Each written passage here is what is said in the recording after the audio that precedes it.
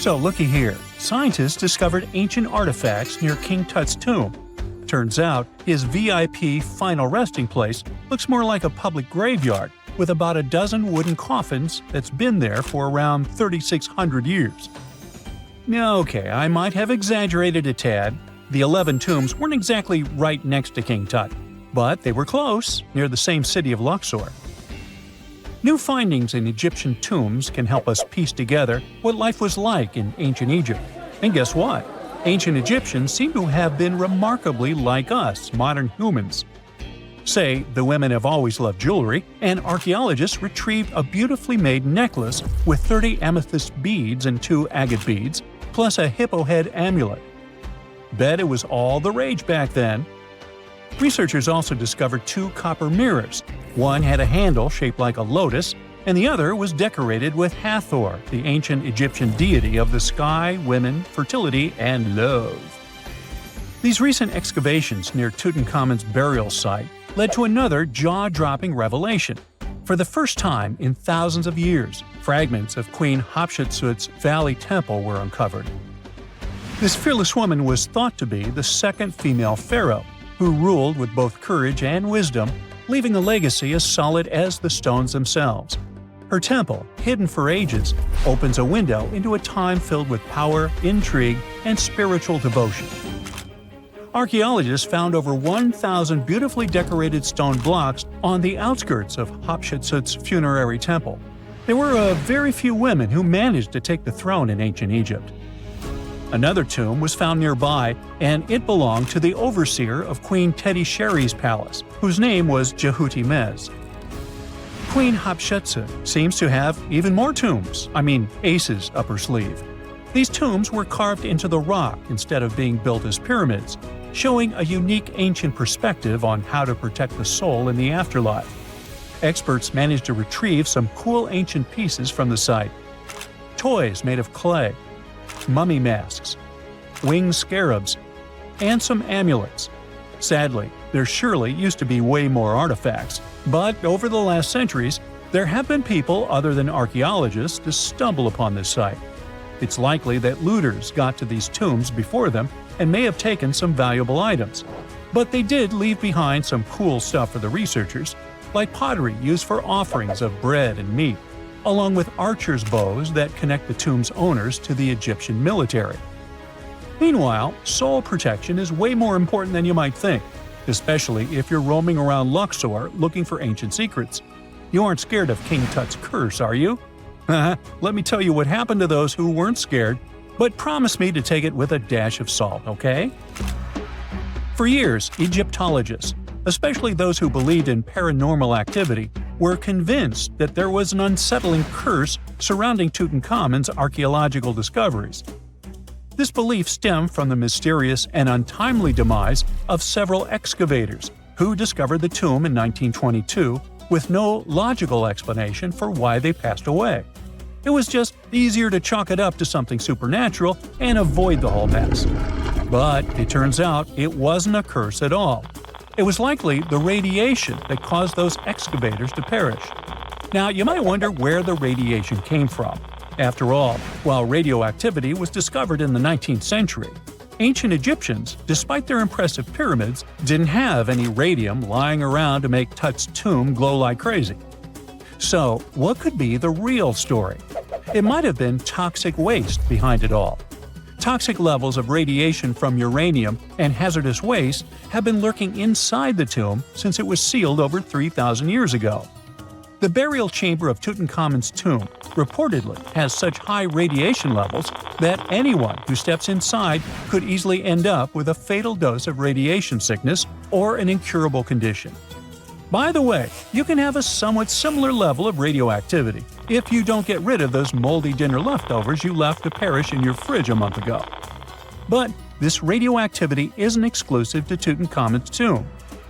Ancient Egyptian artifacts discovery is rewarding yet dangerous due to unusually high radiation levels in Old Kingdom tombs all over Egypt. Geiger counters have detected radiation at 2 sites near the Giza pyramids, and radon, a radioactive gas, has been found in several underground tombs in Saqqara. Interestingly, Experts believe that the builders of these ancient tombs were aware of the toxins, as some eerie warnings were carved into the walls of many tombs. One inscription ominously declared, "They that break this tomb shall meet their end by a malady that no doctor can diagnose." Other ominous phrases like "forbidden," "due to evil spirits," only added to the fear that supernatural curses haunted these ancient sites. Ominous signs have stunned archaeologists since forever, but the fear grew even stronger a century ago with the mysterious passing of Lord Carnarvon, who funded King Tut's excavation in 1922 and reportedly explored the treasure-filled rooms, along with several others who entered the tomb. Arthur Weigall, another British Egyptologist who was present at the tomb's opening and is credited with starting the curse myth, passed away young when he was just in his 50s in 1934. Chances are the condition that made him pass was connected to radiation. In total, 6 out of the 26 people who were there when the tomb was opened met their end within a decade from various causes. Not only X-ray exposure, those reasons include asphyxia, stroke, heart failure, pneumonia, and even poisoning. Well, isn't this getting a little grim? There was one guy who opened the tomb and somehow managed to avoid the infamous curse, Howard Carter, or so it seemed. Some folks pointed to his survival as proof that the curse wasn't real. After digging up the tomb, Carter published several books on the topic and shifted gears from archaeology to dealing in antiquities for various museums. Despite dodging demise or injury, rumors swirled about how the curse may have impacted him in other ways. One of the big stories linked him to Lord Carnarvon's daughter, Evelyn. Some said he was madly in love with her, but she married someone else, so he chose to stay single. Others claimed they had an affair while she was in Egypt, which ended when her father passed away and she left the country for good. However, there wasn't much evidence to support these stories. Evelyn was just 6 when they met, and they remained friends until his last breath. She was even one of the few attendees at his funeral, but denied any romantic involvement, saying they weren't that close. A year after the revolutionary discovery near King Tut's tomb, Evelyn married politician Sir Brograve Beauchamp and had a daughter. That same year, Beauchamp toured the tomb with his parents, guided by Carter himself. Carter never married and, aside from those posthumous rumors about Evelyn, had no other romantic connections. While the curse adds an intriguing twist to his life story, his tendency to keep relationships at arm's length was evident long before the tomb was opened. It seemed Carter just wasn't a people person. In 1939, after battling a serious illness, he ultimately succumbed to fate. He was 64, which was a pretty common life expectancy in the UK back then, so no one really thought it was off and linked it to an ancient curse. When he passed, it turned out he had several artifacts from Tutankhamun's tomb in his London apartment, which were eventually sent back to Egypt, marking what some viewed as the curse's end. Who knows? Maybe if he hadn't had all those ancient souvenirs at his place, he would have lived way longer. But all the other demises might seem off. The curse theory was likely fueled by some strange events during the excavation.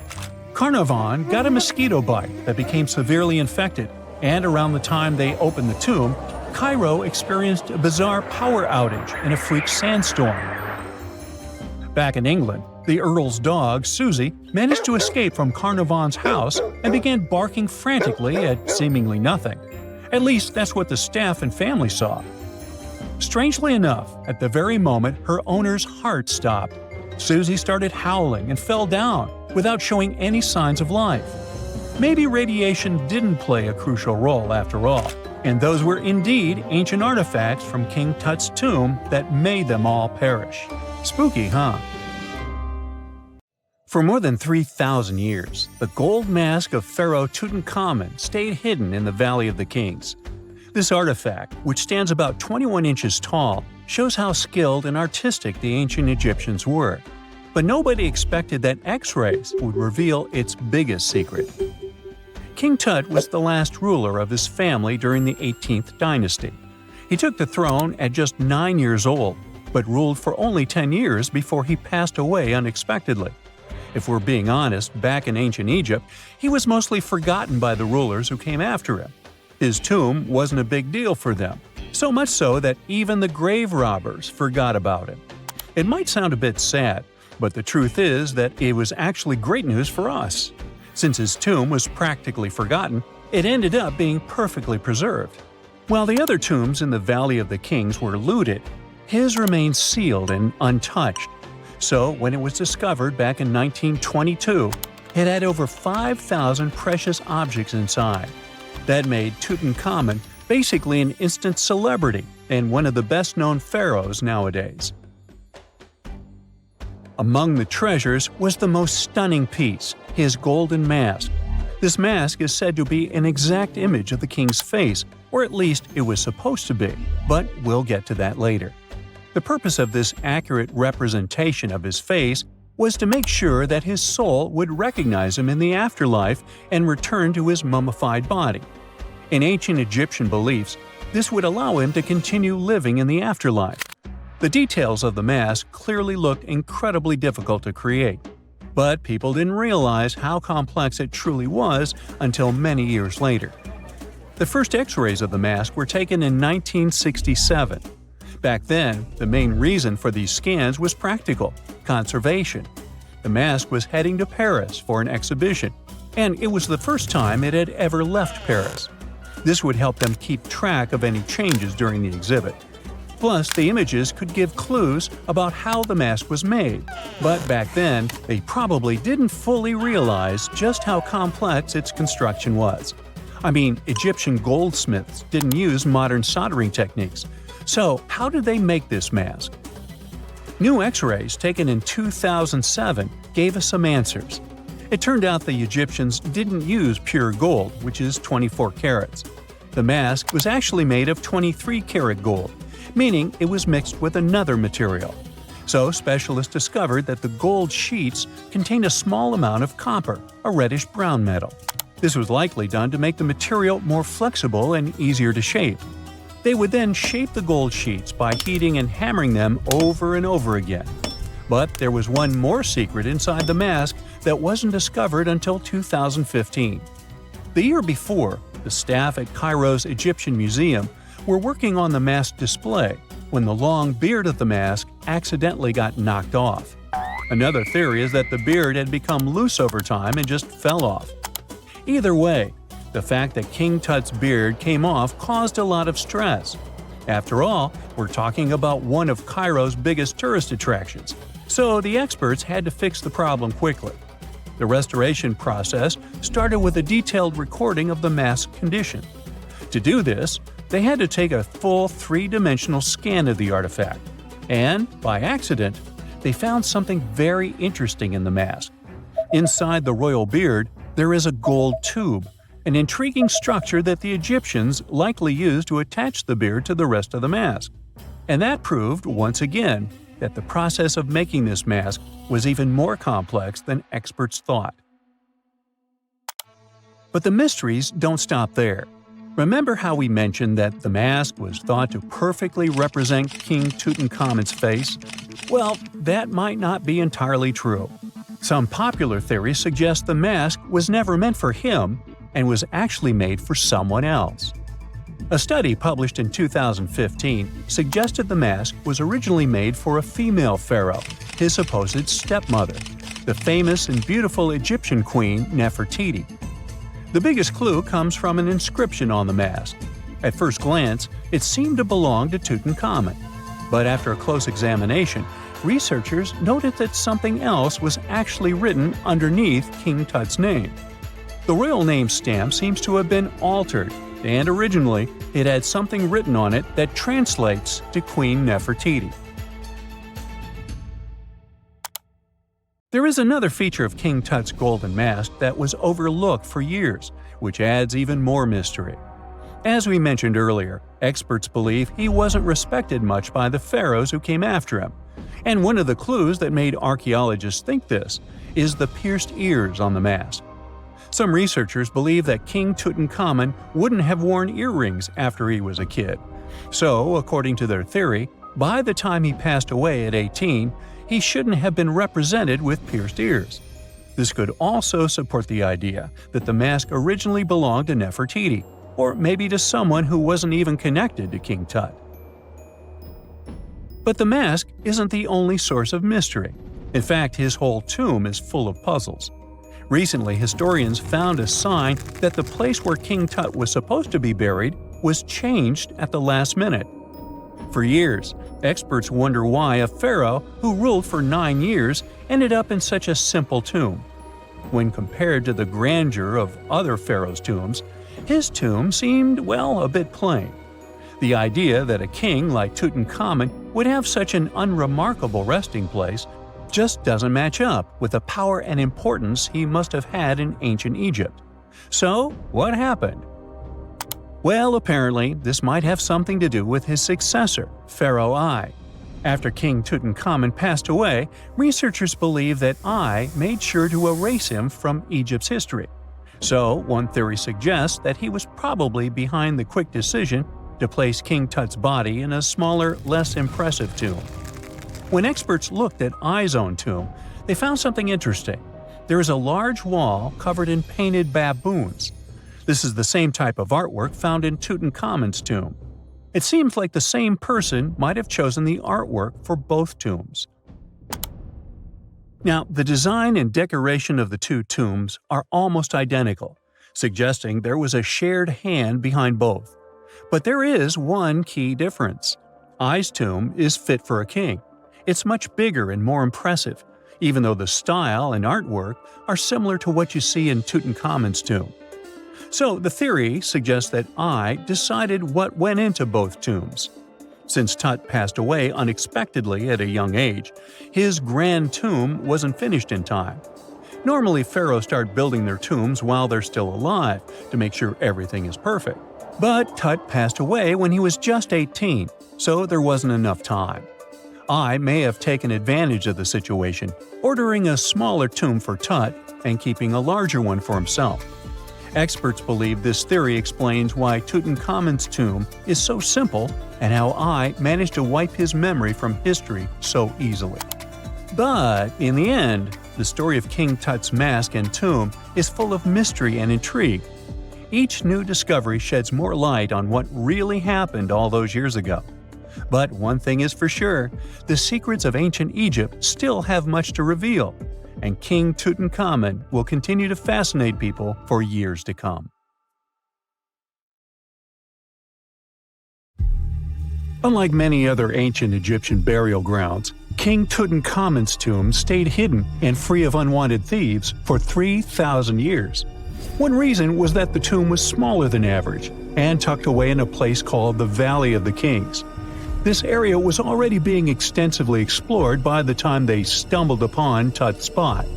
The entrance was all covered in debris from building a nearby tomb, which must have also helped keep it a secret. There were also zero writings or signs on the outside of the tomb. Time passing also played a part in keeping it in amazing shape until the 1920s, when a man named Howard Carter finally made it in. But was Carter that big of a hero? Some recent findings say he might have been sneakier than initially thought. People used to think Carter wasn't just a glorified treasure hunter, he was a true archaeologist. Before Tut, he had been on a relentless quest for Egyptian artifacts. He discovered his interest in these unusual objects when he was a child, and soon started drawing the sculptures and inscriptions that were found in ancient tombs. After stumbling upon the remains of King Tut, Carter spent a decade recording and processing all sorts of objects, like golden thrones, chariots, and statues from Tut's tomb, shipping them down the Nile to Egypt's museum in Cairo. Well, at least that was the official story. More recent discoveries claim that not all of the objects made it to Egyptian officials. A secret letter seems to uncover Carter's little 10 for them, 1 for me policy.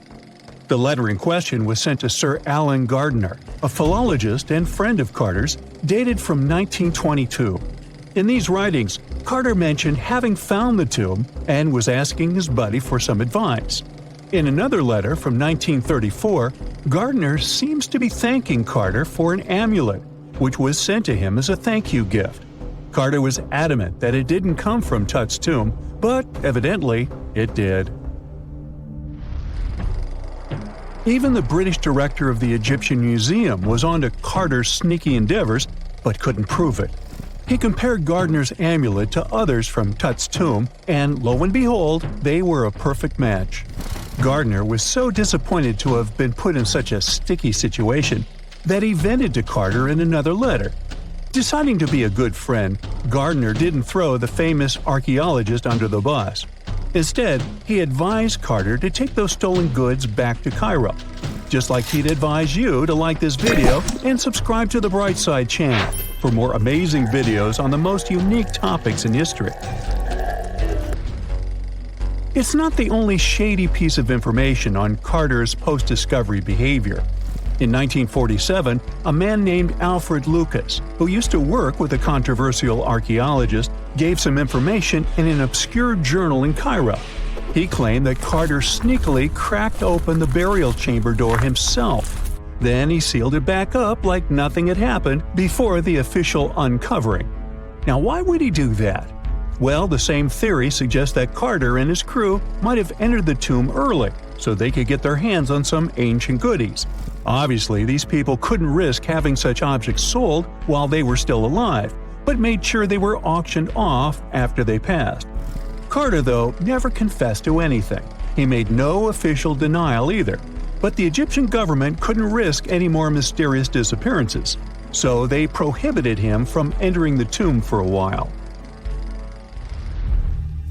Some have connected this apparent stealing to the curse of King Tut. If you've never heard of it, know that it became quite the scary tale soon after King Tutankhamun's resting place was uncovered. It claimed that anyone messing with the tomb of the boy pharaoh would face some serious bad luck. It's not all dramatic like a mummy going on an aggressive spree, but word got out that the people involved in disturbing King Tut's lair met some mysterious, untimely ends. The main untimely passing related to this supposed curse is that of George Herbert, the 5th Earl of Carnarvon. He was this British aristocrat who helped fund the search for the tomb. He passed away just a year after the tomb was opened. Now, people love to call it mysterious, but it turns out that Herbert was already in pretty bad shape health-wise when he got to Cairo, and he ended up getting taken down by a regular disease. Now, let's talk numbers. There were a lot of people linked to this tomb opening – security guards, archaeologists, and supporting staff.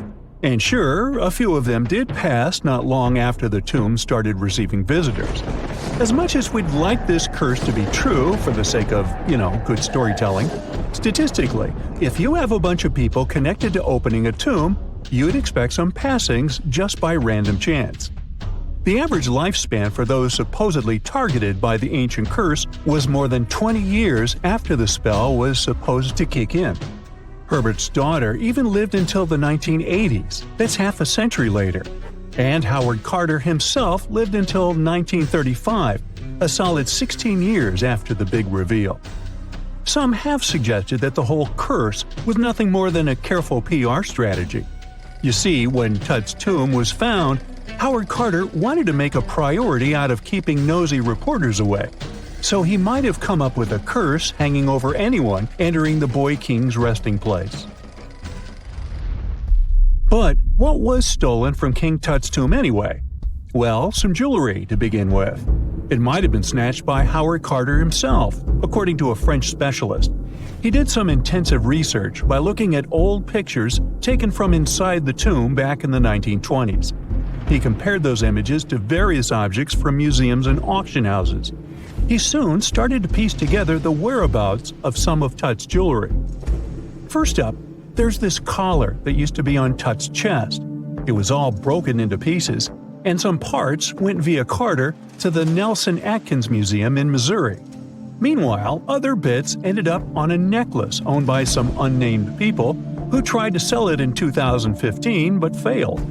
Even the Nelson Atkins Museum agrees, as they've confirmed the information on their website. Then there's a headdress piece. Some beads from it that once belonged to Tut apparently got stolen by Carter too. They were also strung into a necklace and are now being held at the St. Louis Art Museum.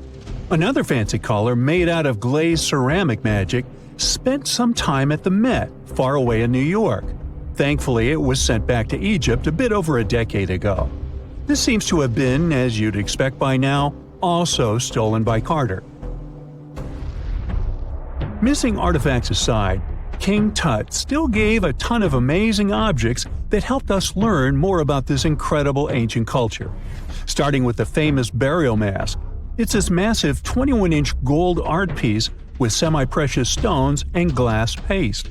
It weighs 22 pounds and showcases the boy pharaoh with a long beard and a headdress with a cobra and vulture. On the back, there's this spell from an important ancient Egyptian spiritual book that's supposed to make sure it works just as well in the afterlife. Tut was also apparently a board game enthusiast. They found 4 board games in his tomb, some made of ivory. Archaeologists also found a pair of gold sandals, though you'd imagine they were more for show than for comfort. In fact, the pharaoh probably never wore them in his lifetime. Now, speaking of fashion items, it turns out Tut was quite the fancy ruler. They even found a mannequin in his tomb that was used to pick out, adjust, and store his outfits and jewelry. The boy king seemed to have also enjoyed some music, based on the 2 trumpets historians found in his tomb. Though they were played back in 1935 in a BBC broadcast, the instruments are today considered too fragile to be maneuvered.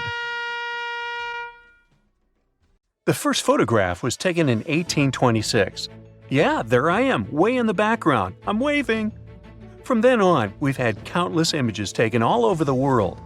Back in the day, if you really wanted your portrait taken, you needed a painter to help you with it. You would have had to stand still for long periods of time, making sure the light was just right. And let's face it, those portraits weren't really as exact.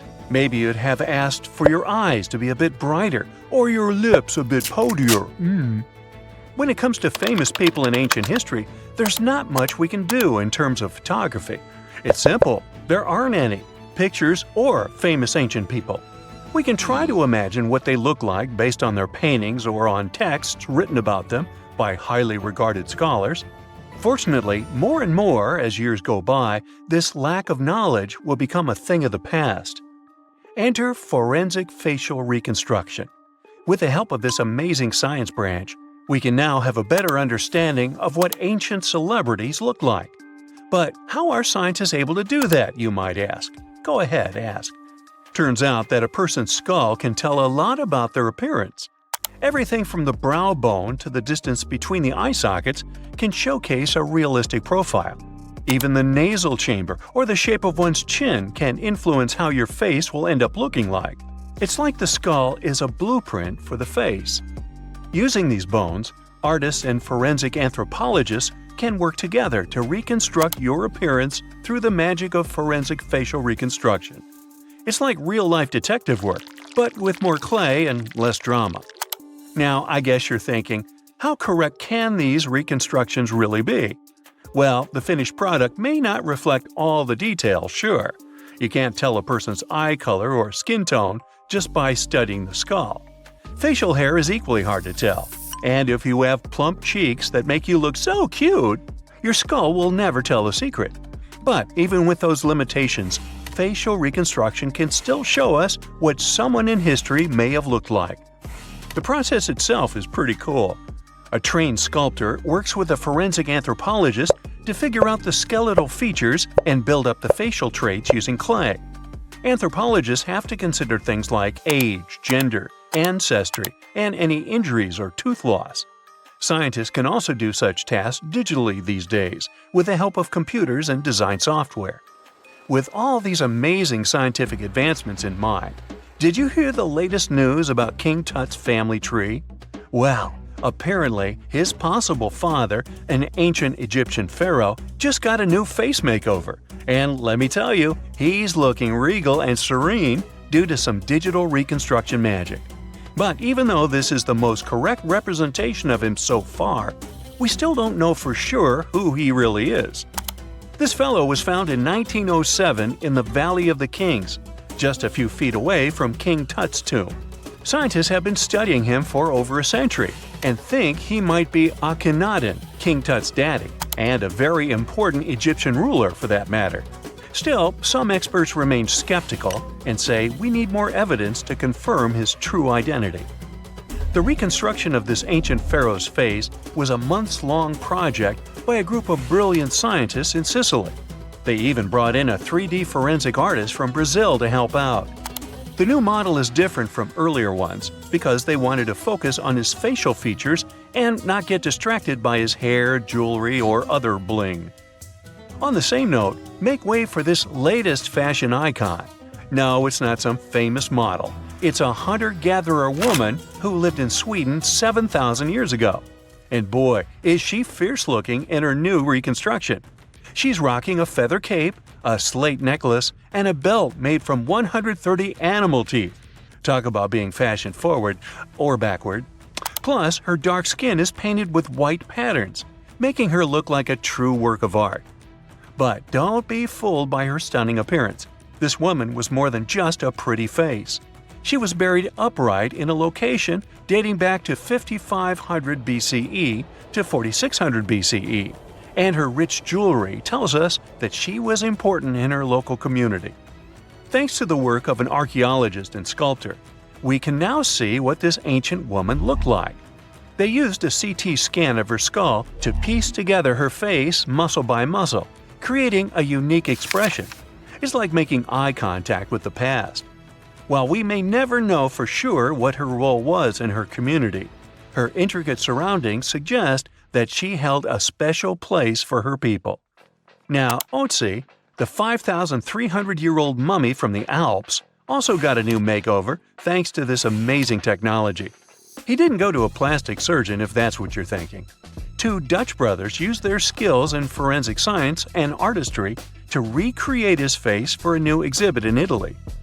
Otzi was found in 1991 by hikers who stumbled across his mummified and frozen remains in the mountains near the Italian-Austrian border.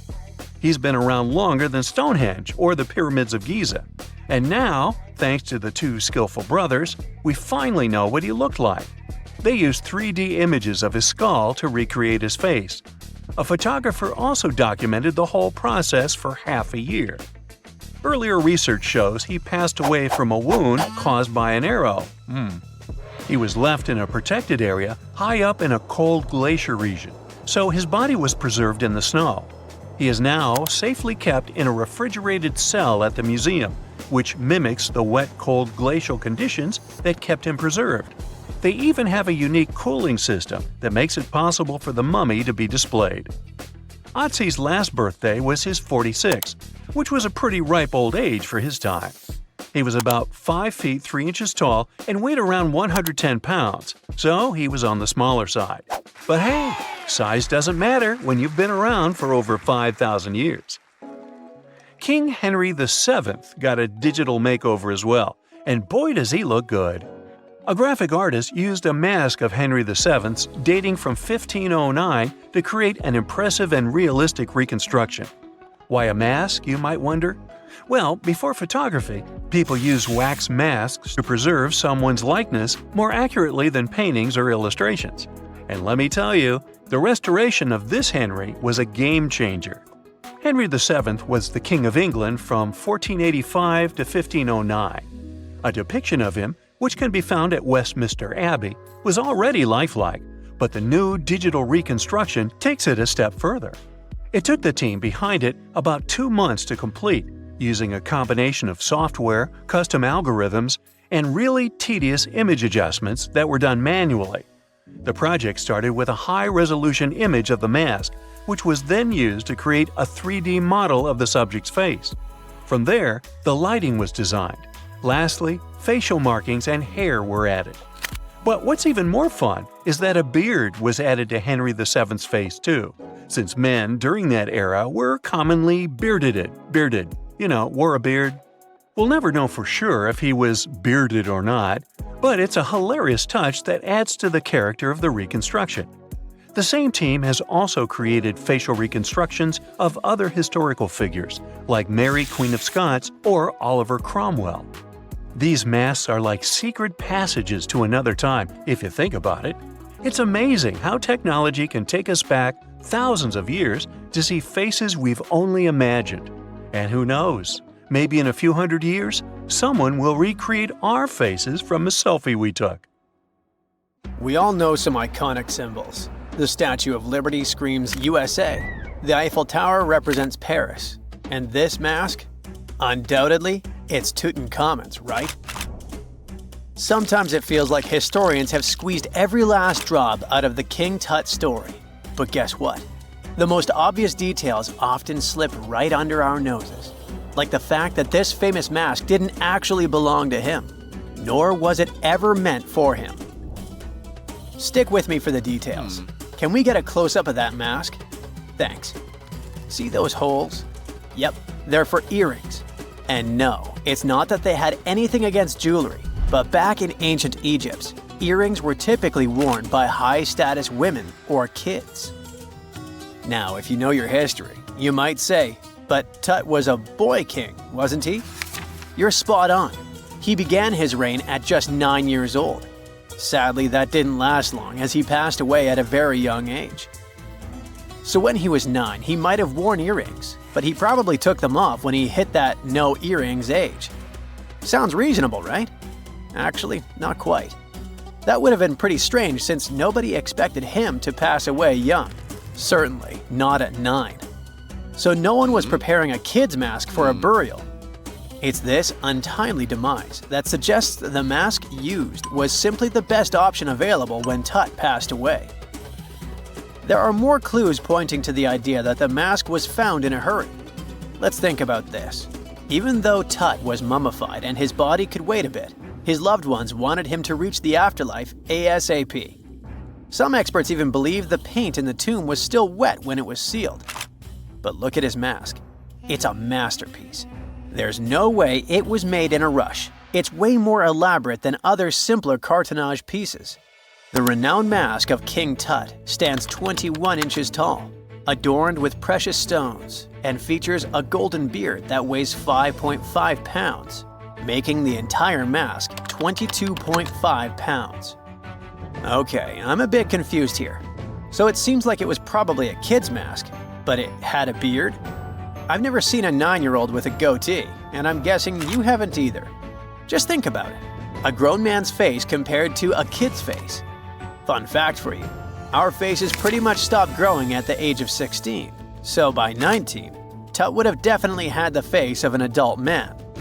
Can you imagine trying to fit a relatively small kid's mask on a grown man? That would have been super embarrassing, and no one would have let that happen. Right, let's dismiss the kids' theory. Now, the second option, if you remember, is that the mask could have originally belonged to a woman. This is where the beard theory comes into play. Some researchers believe the beard might have been added later on. Here's another twist. What if the mask was actually made for Nefertiti herself, who ended up maskless? In this case, there are two discoveries. Two birds with one stone. For now, it sounds like a conspiracy theory, I know. But let's give it a shot and delve deeper into the details.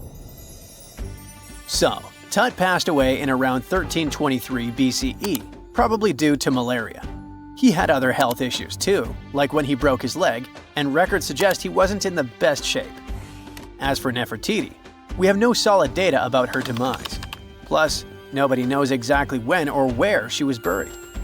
The supposed year when she passed away is around 1330 BCE, but she could have lived longer, and the mask was intended and prepared for her. Or maybe they just took her mask right from the burial chamber. After all, they were family. Well, sort of. She was said to be his stepmom, having been married to Akhenaten, who was likely Tut's father. But this is not 100% accurate. Some scientists doubt it. Ah, these ancient Egyptian families. It's hard to keep track of who's who. I know, you're not yet convinced that Tut wore a lady's mask. Let me share one more theory with you. Meet Howard Carter, the enthusiastic archaeologist who discovered Tutankhamun's tomb. It was located in the Valley of Kings outside Luxor and, to everyone's surprise, was nearly intact. When he entered, he noticed something odd. This didn't feel like a pharaoh's burial chamber. It was classy and all, but it had a vibe that suggested it was made for a woman. Typically, Egyptian pharaohs had larger tombs that suited them better, and even more strangely, it was oriented to the right of the entrance. This didn't add up. That orientation was typical for female chambers, which Egyptian queens used. Another red flag was that the chamber appeared to have been built in stages, and all the artifacts, around 2,000 of them, seemed hastily placed there. Even more curious, they looked like they were meant for other royals. Carter discovered this burial site in 1922, but it remained a mystery as to why it was so bizarre. Almost a century later, Nicholas Reeves thought he may have solved the puzzle. He claimed that King Tut might not have been the original resident of the tomb. Instead, he suggested that the undisturbed resting place of the legendary Queen Nefertiti could be hidden behind the walls of the boy king's burial chamber. Nicholas studied high-resolution photos for months, meticulously examining every pixel. One day, he focused on detailed scans that revealed the texture of the tomb's walls beneath layers of paint. He spotted what he believed to be outlines of two doorways that had been blocked and plastered over to hide them from view. The more he looked, the more it seemed real. Could it be a tomb within a tomb? Nicholas theorized there was a hidden storeroom behind the western wall of King Tut's tomb, and his chamber might just be the outermost section of a larger corridor-style network of rooms. It all sounds fancy, but sorry to break it to you. Reeves' theory was debunked. To find out if he was onto something, experts had to use ground-penetrating radar to see the unseen. Reeves' idea was that if there were gaps, it could indicate the presence of additional rooms. And at first, in 2015, one expert even thought he had found a hidden room. But the glory didn't last for long. A year later, after double-checking, it turned out there were no hidden doorways. By the way, Nefertiti isn't the only legendary woman from Egypt whose burial site remains a captivating mystery. There's a cool legend about Cleopatra that you might enjoy. It's said that she once declared, "No man will ever find my tomb." Kind of fitting, right? After all, the person who's come closest to uncovering her final resting place is a woman. Fast forward a few millennia after she passed away, and while no man has located it, archaeologist Kathleen Martinez believes she might have cracked the code. She's been on the quest for Cleopatra VII's tomb for nearly 20 years, and recently discovered a bust that she thinks represents the famous queen. However, not everyone is on board with her claim.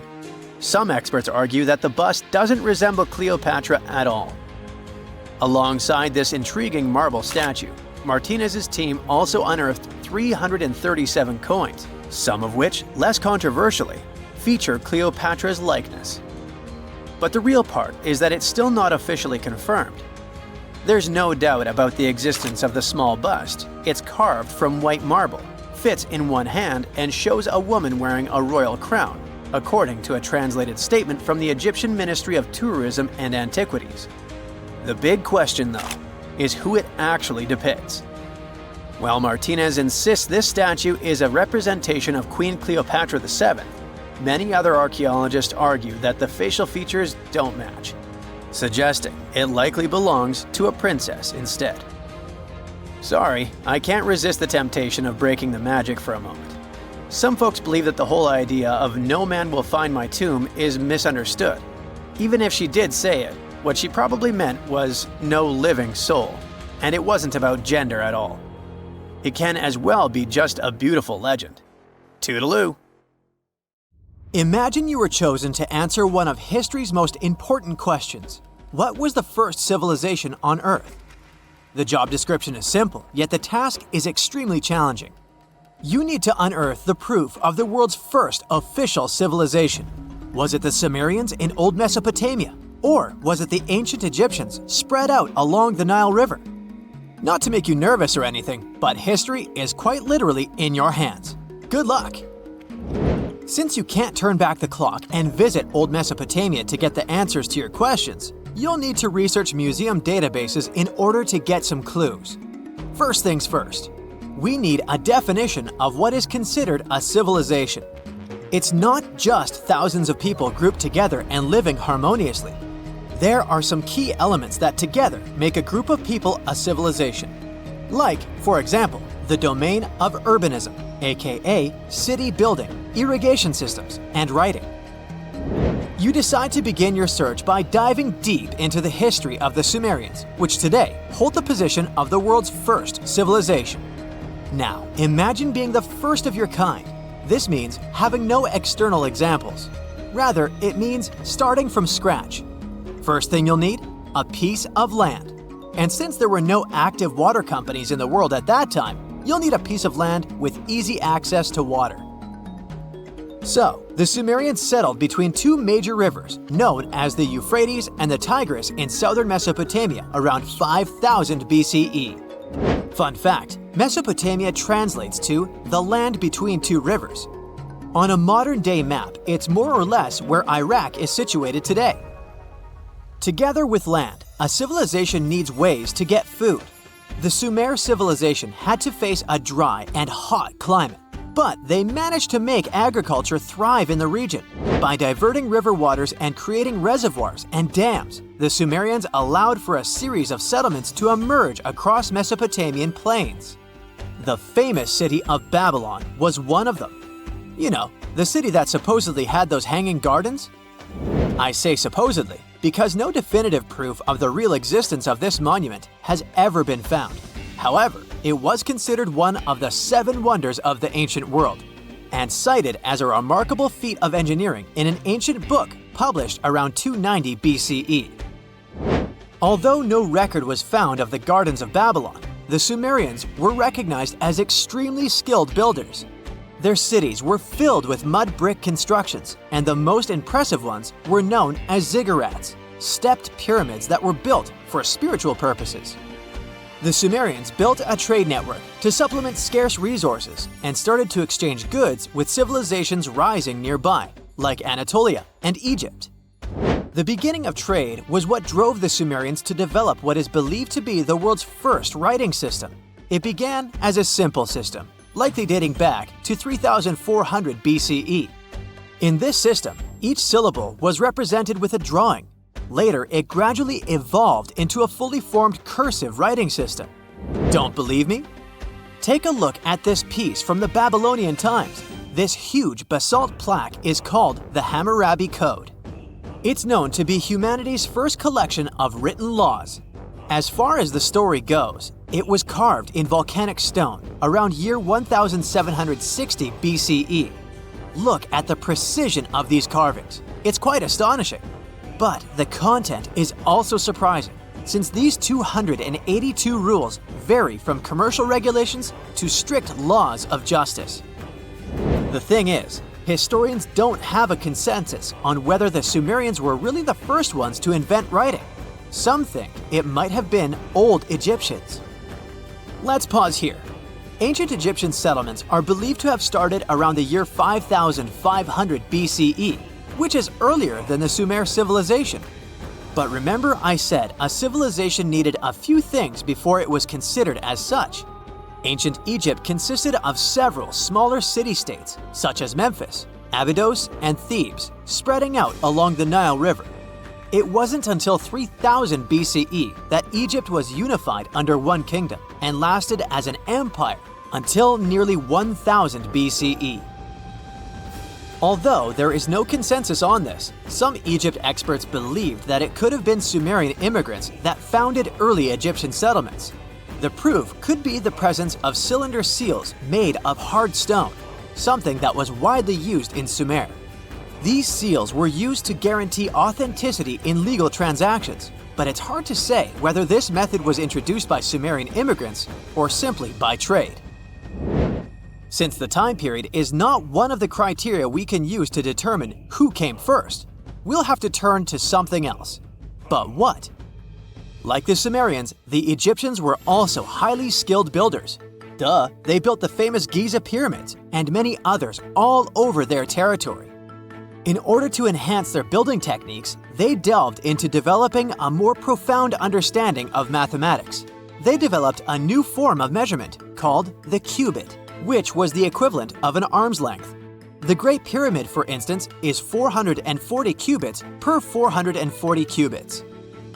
They were also innovative astronomers, combining their mathematical skills with attentive astronomical observation. They were the first civilization to use a 24-hour division of the day. And they even created a solar calendar, which was the first dating system in history to feature 365 days in 1 year. Okay, it's undeniable how impressive they were. But some experts say that the dispute has to be settled through the comparison of their writing systems. Hieroglyphic writing, the first Egyptian style of writing, is said to date back to 3000 BCE. It was a composition of over 700 symbols, which were carved in stone. For a long time, researchers believed that the Sumerian writing had come before Egyptian, but in a recent discovery made by Yale researchers claims otherwise. Archaeologists have discovered a panel of 4 signs that are believed to have been written around 3250 BCE. Oh, and they've also found another rock drawing depicting a pregnant elephant that can date back to 4000 BCE. Now, there's also a third possibility that fewer people seem to mention: the Indus Valley Civilization, also known as Ancient India, located around the area of modern-day Pakistan and India. The Indus Valley Civilization is also a contender for the oldest civilization due to the uncertain historical origins of the Hindu collection of texts known as the Upanishads. The Indus Valley Civilization flourished around 3000 BCE, but records show that people in the Indus Valley were trading with Mesopotamians as early as 3500 BCE. Now, wait a minute. How is it possible? No, they weren't time travelers. This isn't a sci-fi movie. There already were agricultural settlements in the area that were slowly growing into bigger cities, such as Harappa and Mohenjo-Daro.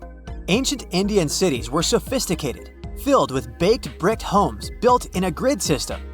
These ancient cities even had draining and sewage systems that connected most homes and used gravity to carry waste outside of the city. They were pretty advanced. They were also an extremely religious civilization, and Hindu beliefs were at the center of their practices. Despite that, their cities weren't filled with spiritual buildings. Actually, Mohenjo-Daro's most important building was a public bath. Interesting, huh? Now, why can't we know if they were the oldest civilization on Earth? Even if some historians suspect that the origins of the Indus Valley people can be traced back to 5000 BCE, there is no concrete evidence of this, only speculation. The best proof we have is the Upanishads. The Upanishads are texts filled with philosophy, mantras, and ceremonies. The thing is, part of Hindu practices included memorizing and passing down the wisdom of the Upanishads in oral form. So it took a while before it appeared as a written script. Well, I'd say historians aren't really sure what was the world's first civilization. We can only guess at this point, but who knows what new discoveries might reveal. There are mysterious plasma bubbles floating around the pyramids of Giza. As bizarre as that might sound, let's get one thing clear right off the bat. There's nothing extraterrestrial going on here. Plasma bubbles are those weather anomalies that form in a layer of Earth's atmosphere called the ionosphere. This is an invisible layer surrounding our planet that stretches roughly from 50 to 400 miles above Earth's surface, right at the edge of space. In this layer, the sun, being the giant hot power that it is, basically cooks gases, splitting them into electrically charged particles called plasma. Here's where it gets interesting. At night, especially near the equator, these charged particles get disturbed, and when a bunch of them suddenly vanish at the same time, it forms what we call a plasma bubble. Imagine it like a big empty pocket where the plasma is missing or its quantity is lowered, but it's only considered a plasma bubble if this phenomenon occurs on a large scale, typically around 62 miles in size. If you're already packing your suitcase for Egypt and have put binoculars to look at the tips of the pyramids, I'm sorry to say that we can't see these plasma bubbles with the unaided eye. It's all happening way above our heads, completely invisible to us. Scientists need to use special equipment, like the Latitude Long Range Ionosphere Radar, or LARID, to detect these bubbles. This advanced technology helps researchers track and observe the movement and formation of plasma bubbles in real time. This formation, by the way, can be triggered by solar storms. That brings us to November 2023, when an impressive solar storm occurred. On a scale from 1 to 5, this one was classified as a G3, which is considered a strong event. Solar storms occur when sunspots are basically cooler, darker areas on the sun's surface, release bursts of energy into space. These flares triggered several geomagnetic storms on Earth. While this might sound like doomsday stuff, it didn't disrupt our daily lives too much. In fact, it was great news for skywatchers, since the solar storm created stunning auroras, with the northern lights visible as far south as Greece and Turkey. But this particular storm in 2023 also had another interesting consequence. It caused the largest plasma bubble ever recorded by the Chinese radar. This phenomenon was so massive that it covered regions as far apart as the Egyptian pyramids and the Midway Islands in the Pacific Ocean. Now that's a huge distance, and it is a big deal for science. And that's because plasma bubbles are a growing threat to modern technology. Experts say they can disrupt satellite communications and GPS systems. So if you're using Google Maps or Waze and suddenly it can't figure out where you are, a plasma bubble might be to blame. Great. We now know what's going on with those bubbles, detected above the pyramids of Giza. But things get even weirder inside this ancient construction. Apparently, the Great Pyramid of Giza has the ability to concentrate electromagnetic energy within its interior. A couple of years ago, a group of researchers decided to see what would happen if they took this ancient architecture and hit it with radio waves. I mean, waves that are similar to the kind your phone uses, but on a much larger scale, up to 1,900 feet long. But since they couldn't just start blasting radio waves at the actual pyramid, they did the next best thing: computer modeling. Using these simulations, the researchers discovered something incredible. The Great Pyramid can actually concentrate electromagnetic energy within its internal chambers, as well as underneath its base, where an unfinished chamber is located. By concentrate, I mean something like trap it. For example, when you shout into a cave, you hear your voice echo back, right? The sound waves don't just disappear, they bounce around and get focused. Similarly, when radio waves hit the pyramid, they don't just pass through or around it. Instead, they get absorbed, bounce around, and focus inside and underneath the pyramid. Our list of mysterious phenomena surrounding the Egyptian pyramids doesn't end there. Inside the pyramid, there's a long, narrow passage that leads to what's known as the King's Chamber. This room sits at the center of the pyramid, and it's believed to have been the final resting place of Pharaoh Khufu, the ancient Egyptian leader who commissioned the entire thing over 4,000 years ago. When visitors step into the King's Chamber, two things normally strike them: the room's incredible acoustics and its heavy, imposing structure, which is entirely lined with red granite. Recently, scientists have started to connect these two facts. Some researchers now believe that the King's Chamber might be able to catch or pick up sound energy generated from other parts of the pyramid. In other words, this room might have been designed to amplify sound in a way that no other chamber in the pyramid can. To test this theory, researchers conducted an experiment where they sang in the Queen's Chamber, which is located directly below the King's Chamber. Here's where it gets wild. The music couldn't be heard in the lower underground rooms of the pyramid, but it sounded loud and clear in the King's Chamber. One possible explanation for this is the type of stone used in the King's Chamber: pink granite. Granite is known for its piezoelectric properties, meaning it can absorb energy from its surroundings, like sound vibrations, and convert it into electrical energy. This suggests that the chamber's unique acoustics might be due to more than just the shape of the room. It could be that the granite itself plays a role in amplifying and concentrating sound waves. According to scientists, these discoveries open up a whole new field of research into the pyramid's potential. Could the ancient pyramids have somehow harnessed the energy created by sound waves or even Earth's natural vibrations? It might sound far-fetched, but considering the granite's piezoelectric properties are well documented in modern science, it's not entirely impossible. Who knows? Maybe we've only just scratched the surface of what the pyramids were truly capable of. Speaking of just scratching the surface, there's even more to think about, like how the pyramids ended up in such a perfect location. It seems the builders lined up the Great Pyramid with the cardinal points, meaning its sides are almost perfectly aligned with the four main directions: north, south, east, and west. There are many theories about how they did it, but one study suggests that Egyptians might have used the fall equinox to achieve this perfect alignment. During the equinox, the sun rises and sets directly in the east and west. It probably made it easier for builders to use the sun's position as a guide. By watching the sun during this time, they could make sure the pyramids were positioned just right. If we think about all these strange things about the pyramids, I mean their perfect alignment, the ability to concentrate radio waves, and the materials used in the chambers that might generate electrical energy, could the real purpose of the pyramids actually be much more complex than just being tombs? Well, Nikola Tesla thought so. It is said that the famous inventor and engineer was kind of obsessed with the Egyptian pyramids, and he wondered if they might actually be giant energy transmitters. He believed the shape and position of the pyramids could help them function as huge generators, capable of producing free, limitless energy. Some researchers agree with Tesla and believe that these massive monuments might have been designed as giant power plants.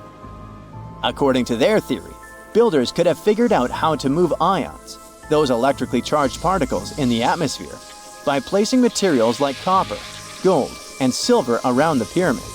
So, it's definitely possible that the ancient Egyptians created a sustainable, renewable power source. Although this is a very interesting thought, we haven't been able to confirm this theory, and the true purpose of the pyramids remain one of humanity's biggest mysteries. Big news! Santa is real, and he looks like this. I know it's not exactly how we pictured the jolly old guy, but a recently discovered tomb might just be the proof we've been waiting for to show that St. Nicholas was real and Turkish. Turns out, he wasn't a North Pole native, but a kind-hearted bishop from the 4th century, famous for giving gifts to everyone. The legend says he was a wealthy man born in the ancient city of Patara, modern-day Turkey, who traveled to the countryside to help the poor and the sick. For centuries, though, people couldn't be sure he actually existed. Some historical sources say he was buried in Myra, which is now called Demre, Turkey. Since the 80s, archaeologists have been digging around this area, trying to prove it. And now, their Christmas miracle has finally come true. After digging 6 feet deep in an annex of St. Nicholas's church, they uncovered a mysterious limestone tomb, about 2 meters long. While they're pretty sure this is St. Nick's final resting place, they're still searching for an inscription to confirm its exact age. Now, if we're talking about the fictional Santa Claus, legend says his home is in Lapland, Finland. Back in 2018, archaeologists made an interesting discovery that could finally prove that Santa was real. They were digging at a site called Tiny Aro when they stumbled upon about 200 burial pits. But when they looked inside, there was definitely no sign of Santa. Actually, there were no human skeletons at all, just a bunch of things like pottery and animal bones. So no one really knows what this place was. That was the complete opposite of what happened with a group of archaeologists working in the ancient city of Petra, Jordan. Since 2003, there have been rumors about hidden chambers beneath the famous monument called Al-Khazneh, also known as the Treasury. 21 years later, a team finally decided to dig and uncovered an intact tomb. Inside, they found at least 12 human skeletons and artifacts, estimated to be over 2,000 years old. Hundreds of thousands of tourists travel to Al-Khazneh every year, and most of them probably go there to see the site of the Holy Grail in the movie Indiana Jones and the Last Crusade. So, do you want to know the funny part?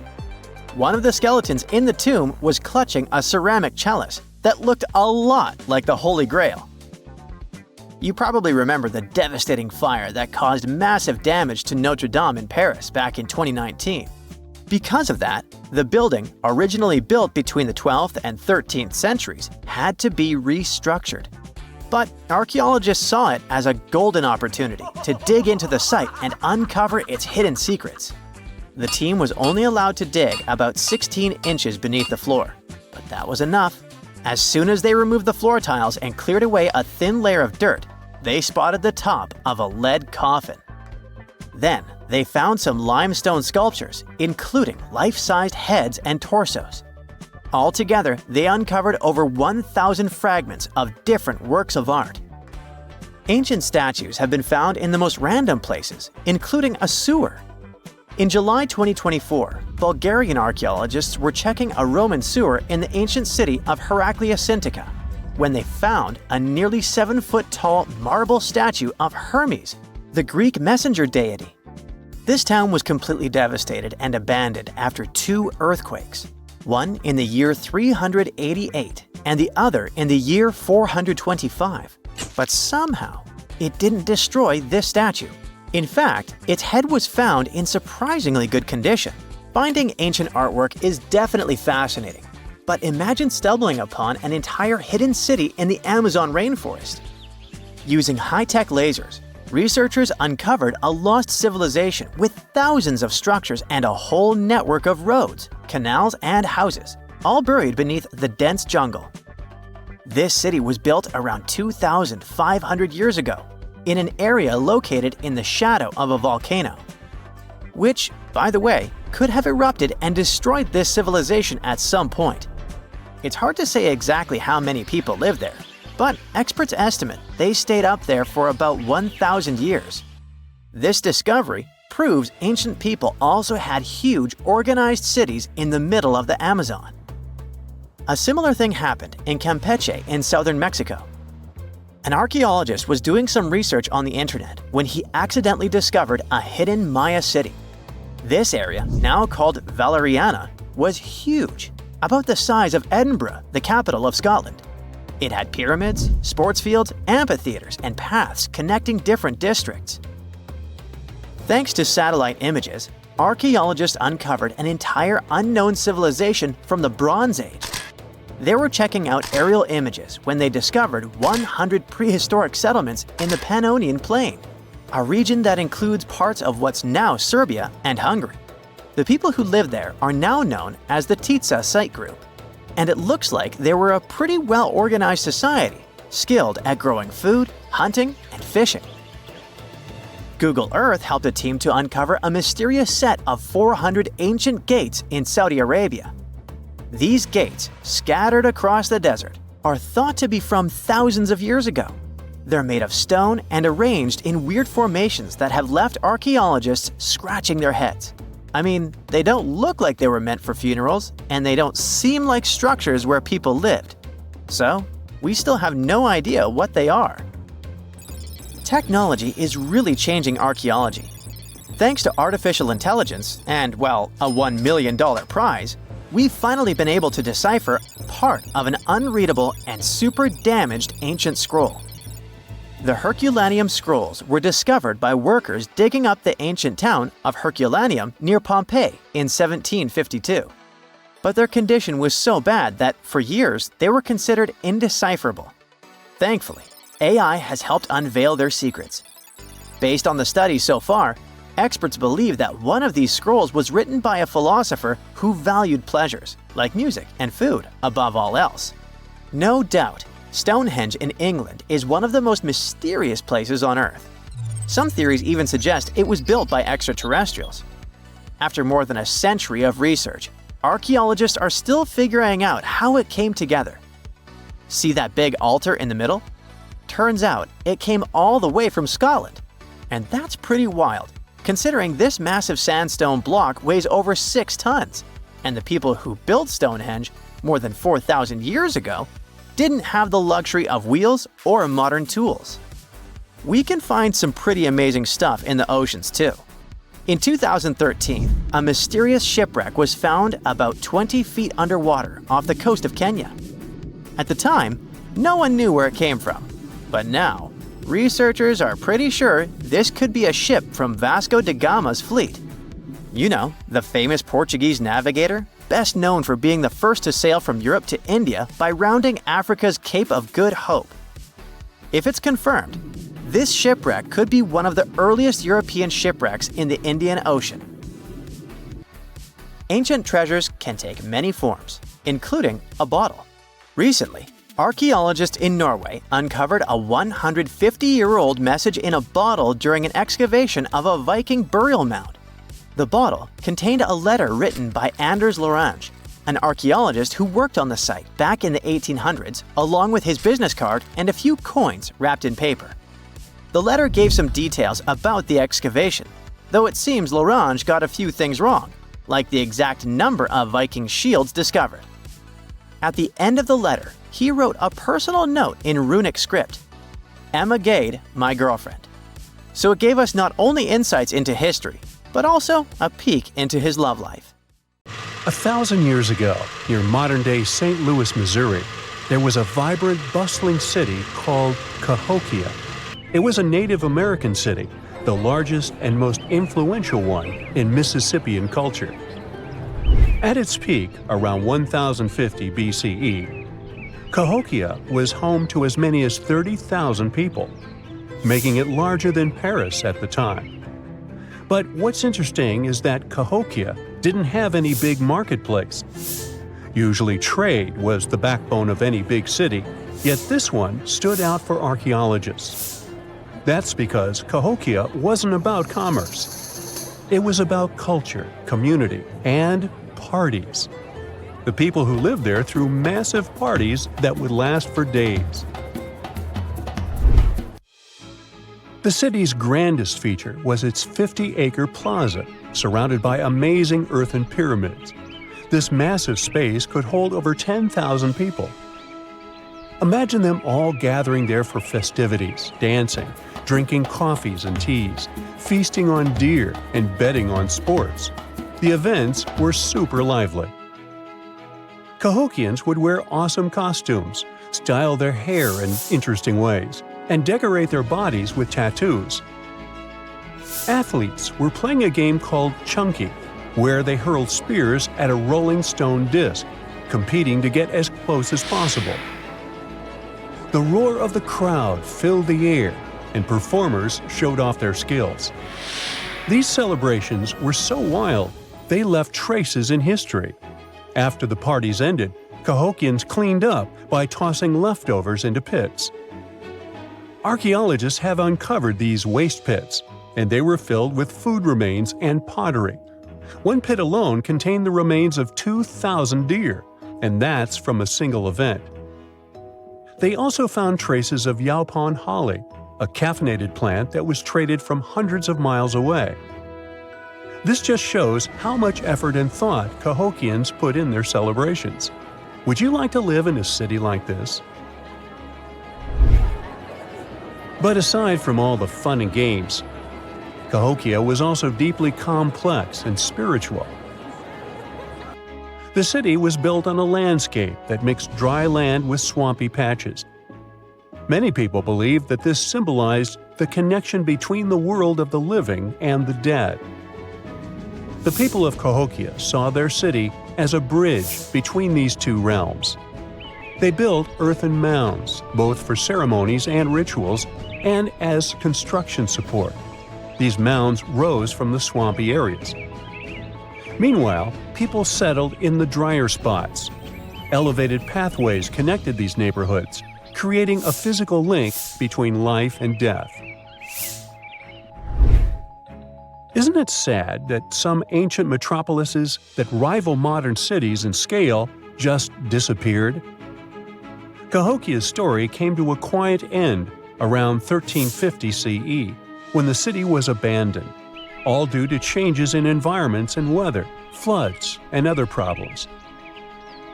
But the influence of Cahokia was so big, it spread to distant places. Some of their traditions, like Chunky and Yaupon tea, have survived in native communities to this day. Today, Cahokia is a UNESCO World Heritage Site. And it's not the only megacity we lost. About 5,000 years ago, people in the Indus Valley built some of the world's first cities. Mohenjo-Daro was an ancient city in what is now Pakistan.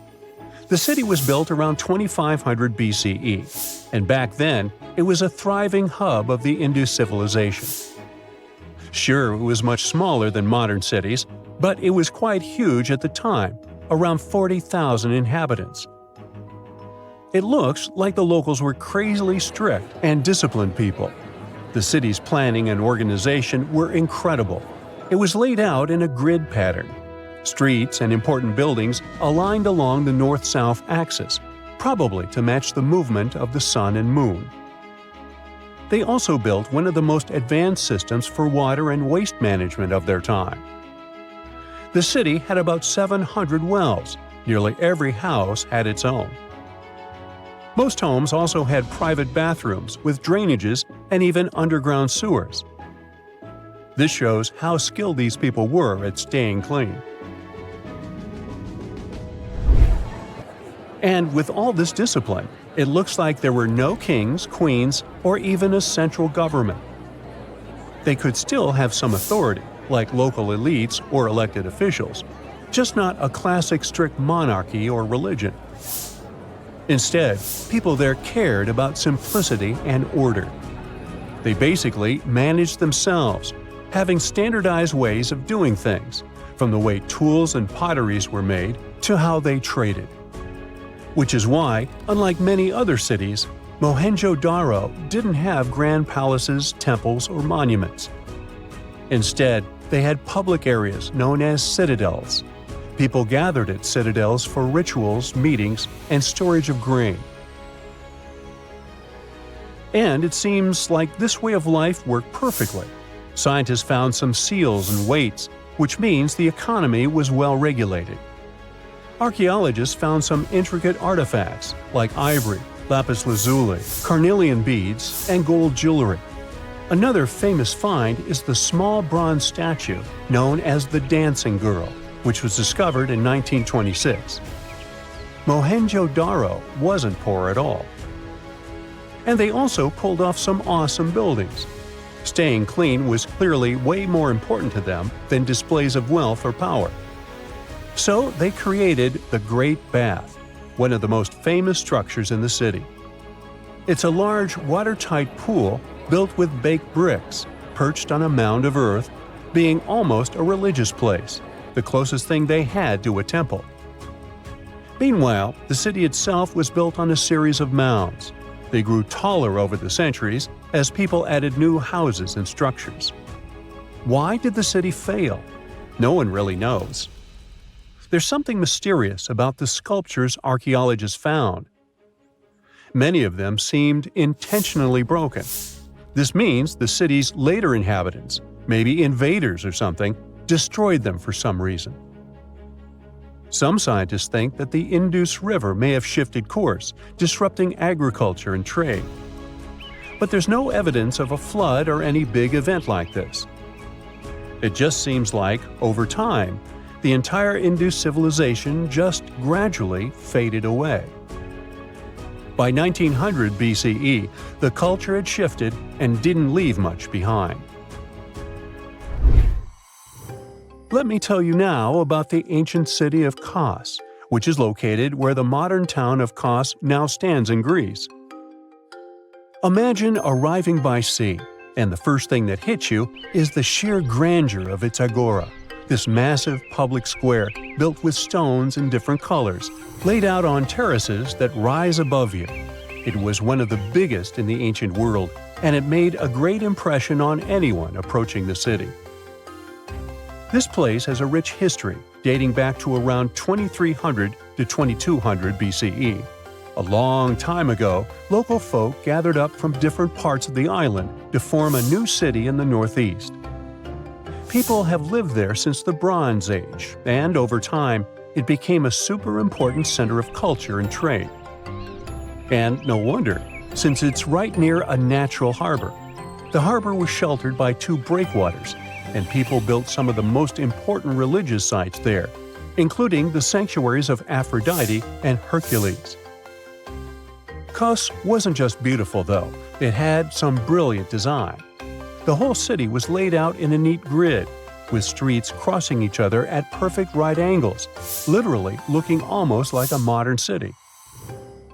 Thanks to this, moving around was super easy, and the blocks, or insulae, were big enough to fit several large houses. Kos remained largely unchanged until the 6th century CE. Over time, it started gradually shrinking in size, confined within the walls of what is now the Chora neighborhood. Meanwhile, Palmyra was an ancient city built around a beautiful oasis sometime around the 3rd millennium BCE. Originally known as Tadmor, this city flourished as a major stop on the Silk Road, linking the Near East with Asia. It was a thriving center of trade and culture. They had a marketplace, assembly buildings, grand gates. In other words, this place was bustling with life. The city has been through many hands throughout its history, from the Byzantine to Arab caliphates, which is probably why it had some awesome architecture. An interesting blend of Greco-Roman, Persian, and Arabic vibes. The Temple of Bel, the Great Colonnade, and a Roman-style theater. But, like all the others, it decayed over time. Palmyra's importance faded, and by the early 1400s, it had been largely destroyed. But at least its ruins remained. Right now, they're a UNESCO World Heritage Site. What is a boat doing in the middle of a desert? You would expect to find a seagoing vessel closer to shore. This is the question archaeologists have been asking for decades. In 1988, there was a storm near one of the most important archaeological sites in ancient Egypt. A wooden structure emerged from the sand. It was hollowed out by termites. Scientists were determined to solve its mystery. In 2000, they began excavating the site near Abydos, Abydos. An American team of experts soon discovered a boat that was 70 feet long, and it wasn't alone. In total, there were 14 boats neatly resting next to each other. It was impossible to completely dig out the boats because of their poor condition. Luckily, the wood was preserved enough to get a sample. Analyses revealed that the boats were around 5,000 years old, the oldest fleet in human history to this date. The time of their construction predates the pyramids at Giza by half a millennium. Each ship of the fleet rested in a vault that matched its dimensions. The room was roughly a third of the size of a tennis court. It had mud brick walls that featured more than 120 drawings of boats. Ancient Egyptians incised them on whitewashed walls that were excellently preserved. Scientists have known about these mysterious chambers for well over a century. 1901, 1902. A British archaeologist, Arthur Weigel, stumbled upon a strange structure west of the River Nile. His team caught a glimpse of the interior walls. Sadly, a section of the roof collapsed, so they had to call off further exploration. Researchers abandoned the site, but its location remained on the maps. The boat's position first led scientists to think that they rested on a bank of the mighty Nile.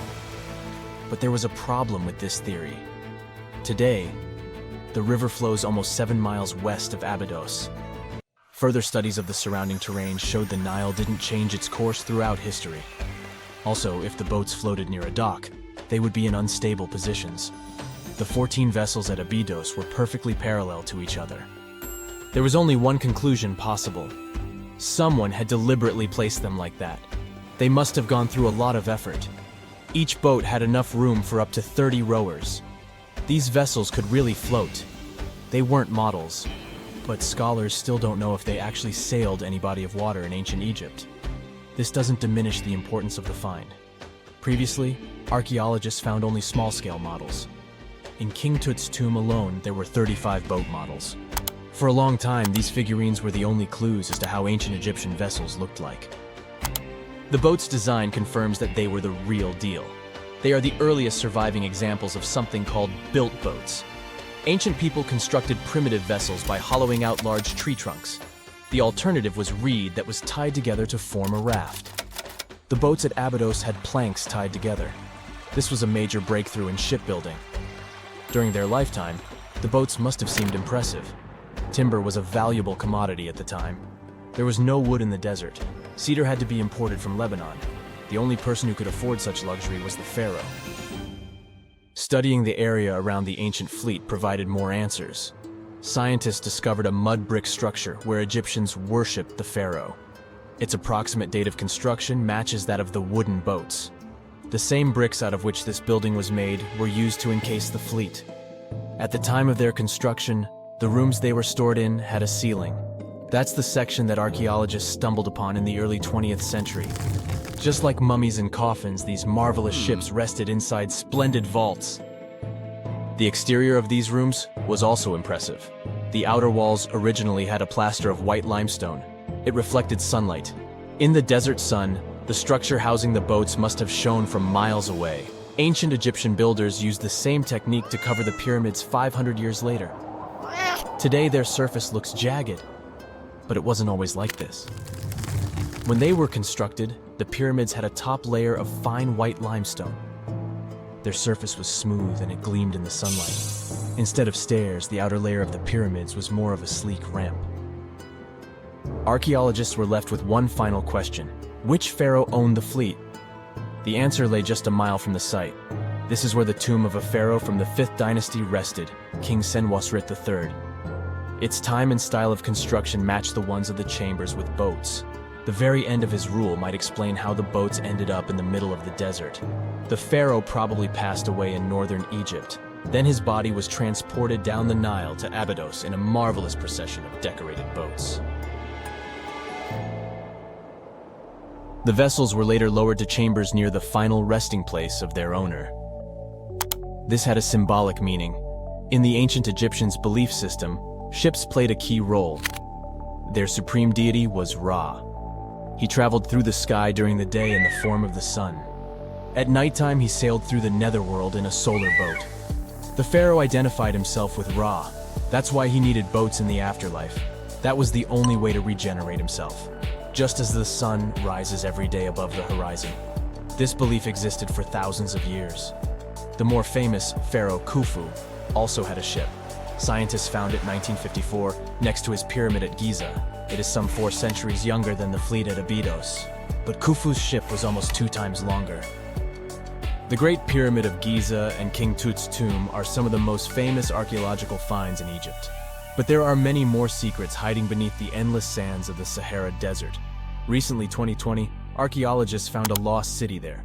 They have labeled it as the most important discovery since King Tut's tomb, 1922.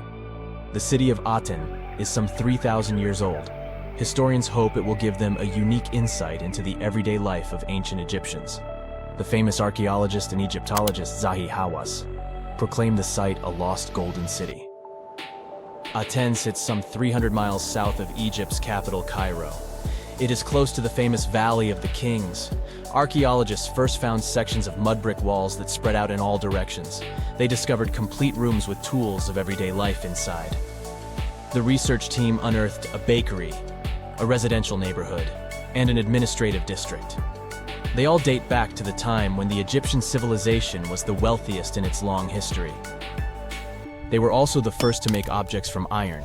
In 1911, scientists found a set of iron beads near a village in Lower Egypt, El Girza. These are the earliest known iron artifacts. The discovery is literally out of this world. Ancient people made them by beating into shape a piece of a meteorite. The 9 beads were once part of an ornate necklace. They are now blackened and corroded, which is perfectly normal for a piece of jewelry that is over 5,000 years old. They consist of an iron-nickel alloy. Researchers were impressed by the skill of ancient jewelers who processed the beads. Their craftsmanship is more impressive when you think that they didn't know the stellar origins of the material. The Great Pyramid of Giza also has a remarkable feature. An international research group investigated the electromagnetic response of the structure to radio waves. They found that the pyramid has the ability to concentrate electromagnetic energy inside it. This occurred inside its chambers as well as under the pyramid's base. It contains an underground, unfinished chamber. It seems that the electromagnetic response is connected with the properties of limestone, the Great Pyramid's main building material. The research results might have a practical application. The way solar cells and nanosensors function could be improved by this remarkable find. When you think of an epic desert scene with blazing sun, endless dunes, and those magical little oases, you probably picture the legendary Sahara, right? But what if I tell you that 11,000 years ago, this vast expanse of hot sand looked totally different than it does today? Yeah, I don't know, I wasn't around then. But I'm told that back then, what we now call a desert was a lush paradise, brimming with lakes, rivers, grassy plains, and even woodsy forests. So, where did all this water go? There are many stories about the distant past of our planet when deserts were covered with jungles and forests, and then something happened, like changing climates or colossal earthquakes, and it all turned green lands into dunes. But how about a theory that Sahara became a desert because of humans and goats? The Sahara has seen its fair share of wet and dry drama throughout the ages, mostly thanks to little shifts in Earth's orbital tilt, causing variations in how much solar radiation hits the atmosphere. There were even times called the African humid periods, when the rain would pour in and transform the dry landscape into a bright green haven. But between 8,000 and 4,500 years ago, something really funky happened to this region. Certain areas went from humid to dry way too fast to explain it by just orbital changes. In the blink of an eye, the lush Sahara turned into the Sahara we know today. Now, if you ask scientists why it happened, they will tell you, oh, it's just poor parameterization of the data. Bet you didn't get it, did you? What? Well, right, let me translate it from scientific to common human. It means they really don't know the answer themselves, and they got a bunch of missing puzzle pieces. But as scientists sifted through ancient dirt and pollen samples, they spotted a quirky trend. Wherever there were pastoralists, also known as humans with their domesticated animals, the plant life seemed to shift. It was as if every time humans and their furry friends meandered through the greenery, they turned it into scrub and desert right behind them. Oops. Yep, chances are that by overgrazing, humans were sapping moisture out of the atmosphere, since plants give off moisture, which helps make clouds and making things even sunnier, leading to a quicker end of the humid vibes. Plus, our ancestors may have been getting a little too cozy with fire for land management, further speeding up the desert takeover. Anyway, scientists are sure that this lush Sahara would have turned back into desert eventually, even if humans hadn't shown up, thanks to Earth's natural rhythms. So there's no need to pin this abrupt change solely on humans. It could simply be about nature getting feedback from vegetation and dust cycles. It's difficult to determine what caused these changes, as it's all interconnected. During the last humid period, the Sahara was filled with hunter-gatherers. As things got a little drier, they started herding animals for food. The weather pushed people to herd cattle. It's also possible that grazing sped up the landscape degradation. So, which came first, the chicken or the egg? Or in this case, the human or the cow? It's tough to tell with the evidence we have now. Now today, it's safe to say that water is no longer that big of a problem in the Sahara, even though it's a huge desert and the times of lush forests there are long gone. But technology's got us covered. For example, the Nubian Sandstone Aquifer System, the biggest underground water stash on the planet. It's nestled beneath the Sahara Desert's eastern edge and stretches across 4 northeastern African countries – Sudan, Chad, Libya, and Egypt, covering a whopping 770,000 square miles and holding around 36,000 square miles of groundwater. Just look at the pipes transported when it was being built. It's the world's largest irrigation project. No wonder it's feasible to thrive in the Sahara today. But imagine thriving in the Sahara Desert with just one water source. Sounds like a tough gig, right?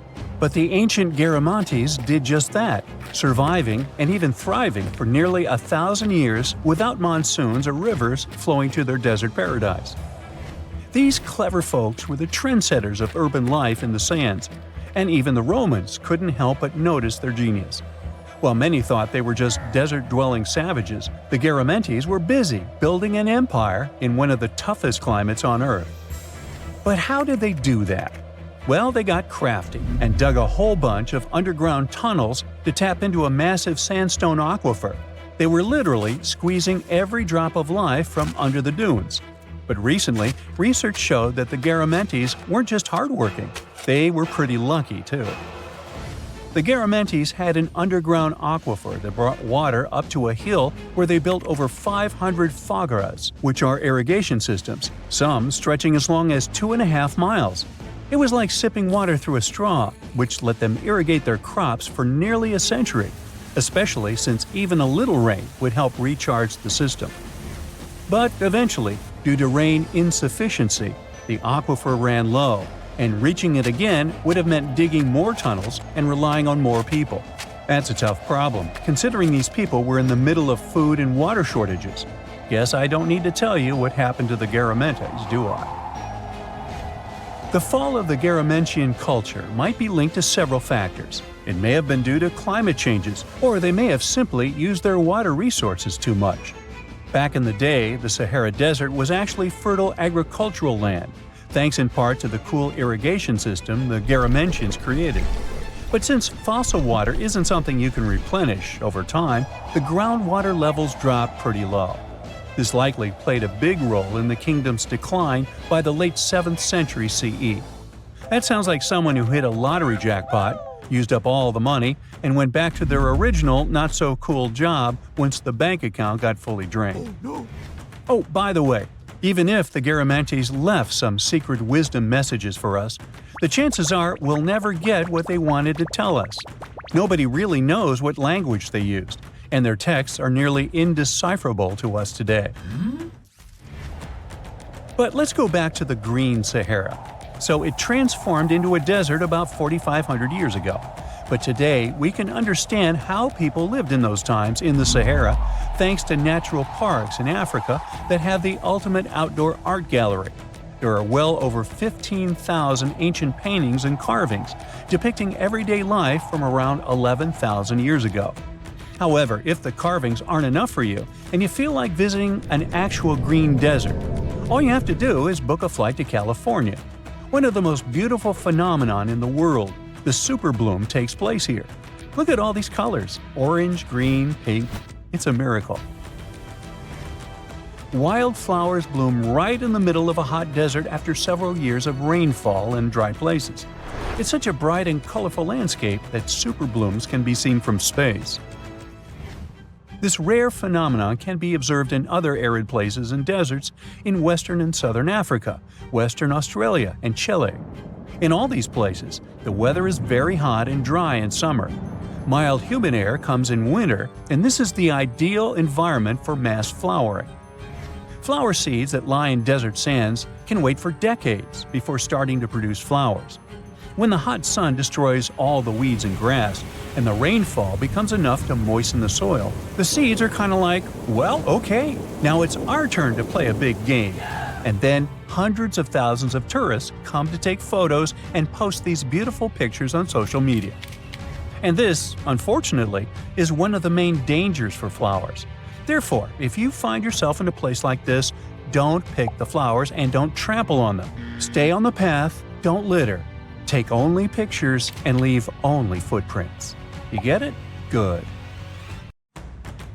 Ooh, so check this out. Researchers just found some super old footprints from a family of extinct humans, like we're talking 300,000 years ago. The prints belong to a group of Homo heidelbergensis. Ooh, that's a tough one, but I nailed it. So those dudes were pretty advanced for their time. They were building homes and hunting big animals. But unfortunately, they couldn't handle climate change and disappeared about 28,000 years ago. No, they weren't sissies, trust me. The weather was really tough back then, and they couldn't just go grab a down jacket like you do. So, the University of Tübingen crew made the discovery in Germany, where they found the perfectly preserved prints in a forest by a lake. Apparently, elephants, rhinos, and other critters used to come relax by the lake, and so did this Heidelberg family. The scientists believe they were probably just a family outing rather than a group of adult hunters, since there were little kid footprints too.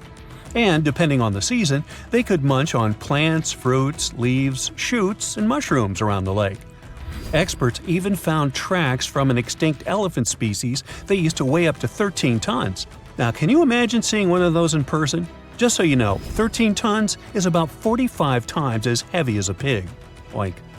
They were digging around in Schöningen when they stumbled upon some elephant tracks that were 21 inches long. That's like the length of a really big ruler. They even found wood fragments in the ruts that the elephants had left behind. But wait, there's more. They also found a rhino print from the Pleistocene era, which is pretty wild. It's the first time they found a footprint from this particular species in Europe. Who knew rhinos had such big feet? Except those whom the rhino stepped on.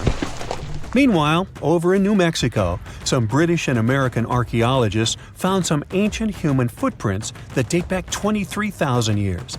They used radiocarbon dating to figure out when these footprints were made, and it turns out they were stomped into the mud during the last glacial maximum.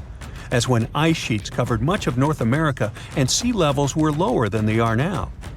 Now, we've always thought that humans first made their way to North America between 13,000 and 16,000 years ago. But these footprints suggest that our ancestors were wandering around way earlier than that. Some people even think that humans might have been hanging out in North America as far back as 33,000 years ago, although not everyone is convinced. Alrighty, if there were footprints, there must have also been some shoes too, am I right? Well, researchers may not have found signature Gucci loafers, even though they've been around since 1953, but they did find a cave in Armenia full of ancient artifacts from the Copper Age. And guess what? Those artifacts included a seriously well-preserved shoe that's now the oldest footwear ever found. That footwear was made from a single piece of cowhide leather, which is pretty rare today, despite all the fancy schmancy technological upgrades we've got today. Talk about premium quality. Currently, the coolest modern-day designer shoes are trying to copy this hole-cut technique. The shoe was also rubbed with some kind of plant or vegetable oil for extra durability, and it even had shoelaces that crisscrossed through a series of holes, just like our beloved sneakers today. The shoe was about the size of a woman's US 7, so we're guessing it was tailor-made for some fancy-pants wealthy person. Can you imagine rocking these feet whips back in the day? They were possibly the talk of the town. Now, since we're talking about shoes, have you ever had that gross feeling when you step in something sticky? Especially if you're wearing a brand new pair of white sneakers? No, not what you're thinking. I'm talking about chewing gum. It's a total buzzkill to have it stuck to your shoe. A super cool British archaeology student named Sarah Pickett found a 5,000-year-old piece of Neolithic chewing gum made from birch bark tar while on a dig in Finland. It even had tooth marks in it. Who knew our ancestors were into chewing gum too? Apparently, birch bark tar has antiseptic properties, so it's believed that Neolithic peeps chewed it to help treat mouth and gum infections. So it looks like people have been spitting out gum since the beginning of time. Ah, what a tradition. Prehistoric designers had way more than just shoes to offer to prehistoric fashionistas. You're not going to find such a statement piece in the mass market, and I'm not sure about high-end boutiques either. Yep, it's supposedly the oldest purse ever found, and yep, those are dog teeth used as decorations for a handbag. According to one of the archaeologists, these teeth were all the rage back in 2500 BCE. People were putting them on everything, from clothes to jewelry. But this particular handbag was something special. It had over a dozen sets of teeth and was super fancy, which means whoever owned it was perhaps a VIP. Unfortunately, the purse itself didn't survive the test of time. All that's left are these teeth, pointing in the same direction and looking like a modern-day handbag flap. It must have been truly chic back in the day, but it's a good thing we've moved on to more humane materials for our accessories. Did you hear about the dino-sized discovery on Yorkshire's coast? Yep, sometimes scientists discover not human footprints, but dino footprints. This time, they found a record-breaking dinosaur print that could have been left by a predator taking a break 166 million years ago. Can you imagine a T-Rex lounging on the beach with a smoothie in hand? This 3-foot-long fossil, spotted in Burniston Bay near Scarborough, is the largest ever discovered in the region. The team of researchers who studied the track concluded that it was made by a giant carnivore like a megalosaurus. That's one big and hungry dino. The footprint is the largest made by a theropod, which is a group of bipedal dinosaurs that includes the infamous Tyrannosaurus rex. So, we're talking about some seriously big and scary creatures here. A paleontologist from the University of Manchester said the discovery had shed new light on the behavior of these carnivorous giants. Apparently, features of the footprint suggest that this large predator was squatting down before standing up. Maybe it was doing some yoga or taking a bathroom break. Who knows? Another archaeologist, Marie Woods, stumbled across the print while collecting shellfish on the shore. She said she couldn't believe what she was looking at. I mean, who would expect to find a giant dinosaur print while picking up some clams? It's lucky that Ms. Woods and Rob Taylor, a local fossil collector, rescued the fragile print from the shoreline. Experts warned that it was at risk of being lost to erosion or landslides. Now, plans are in motion for the footprint to go on public display at the Rotunda Museum in Scarborough. But there's some more dino-mite news. Several drought conditions in Texas have revealed ancient dinosaur footprints that are over 100 million years old. Multiple dinosaur tracks belong to the dinos were recently discovered at Dinosaur Valley State Park in northwest Texas. The droughts have caused a river running through central Texas to dry up almost entirely, which is how these prehistoric prints were finally uncovered. This guy was a real beast, measuring 15 feet and weighing in at 7 tons. It used to roam the area over 113 million years ago, according to the state park. About 60 prints from this dino have been revealed due to the drought, with an estimated 140 tracks from the dinosaur in total. But that's not all. Prints from Sauroposeidon were also discovered. This creature was a massive 66 feet long and weighed about 48 tons when fully matured. Experts believe that the Acrocanthosaurus preyed on Sauroposeidon, which explains why their prints were found together. There's a weird thing though. Sauroposeidon was bigger than Acrocanthosaurus. Can any professors please explain to me why the smaller dude would munch on the bigger one? Back in December 2012, a lot of people were freaking out over the idea that the world might end in some catastrophic event. And it was all thanks to the famous Maya calendar. This ancient way of tracking time had been the subject of endless speculation. But one of its biggest mysteries was definitely an 819-day count found in some versions of the calendar. No one could explain why it was there or how it worked, until recently, when a group of researchers from Cambridge might have finally cracked the code. First things first, how does the Maya calendar work? So the system the Maya civilization used to track days was based on something we now call the calendar round. Think of it like 3 interlocking gears. These are 3 cycles working together. The first is a 365-day solar year, known as Hab. The second is a cycle of 20 names. And the third is a cycle of 13 numbers, which forms a 260-day sacred calendar, called Solkeen. Just like we'd say something like December 25th, 2025, they named their days based on how these 3 cycles lined up. For example, here we have the day 3 Manik and the 14th of the month Hop. It takes 52 years for the 3 cycles to align in the same way again. After that, the days start repeating. But this is where things start to get more complicated and mysterious. On some Mayan monuments, we have also found enigmatic inscriptions pointing to the existence of another cycle, the 819-day count.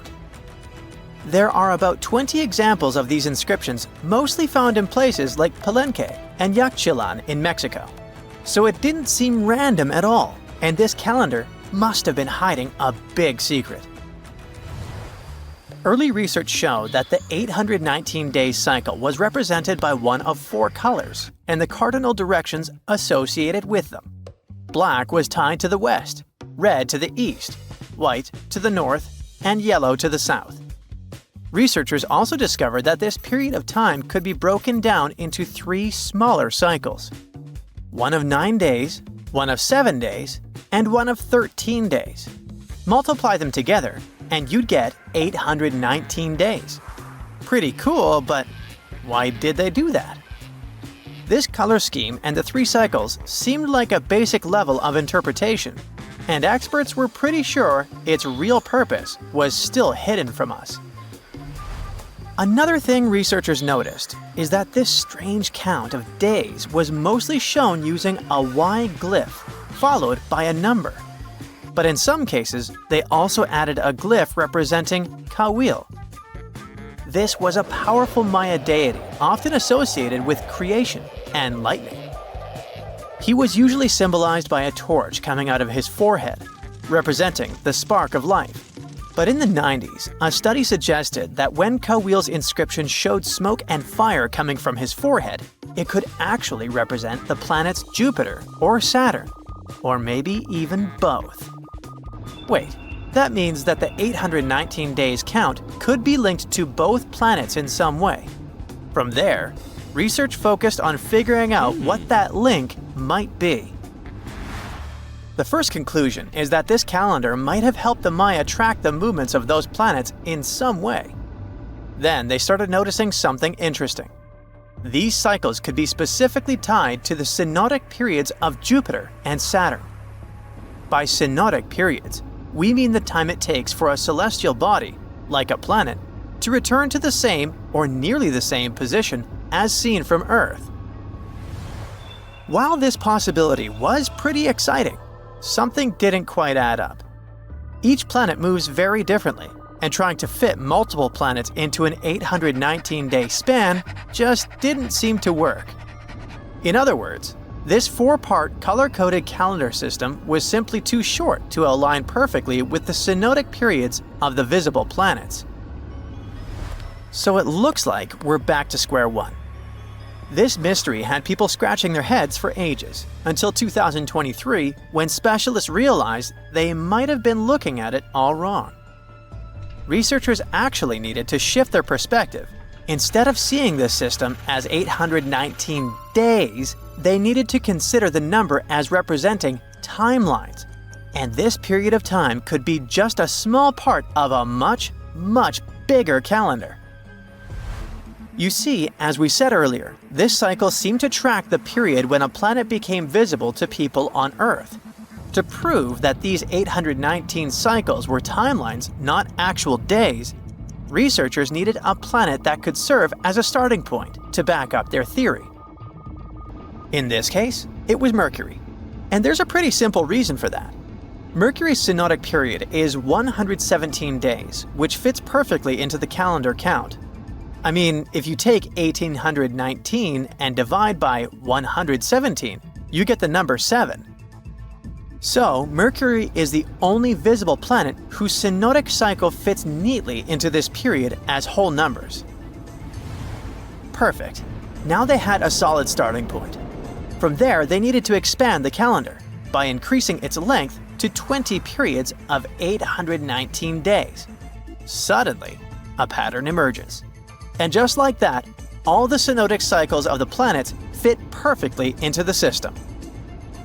For example, Saturn's synodic period from 378 days lines up perfectly after 6 819-day cycles.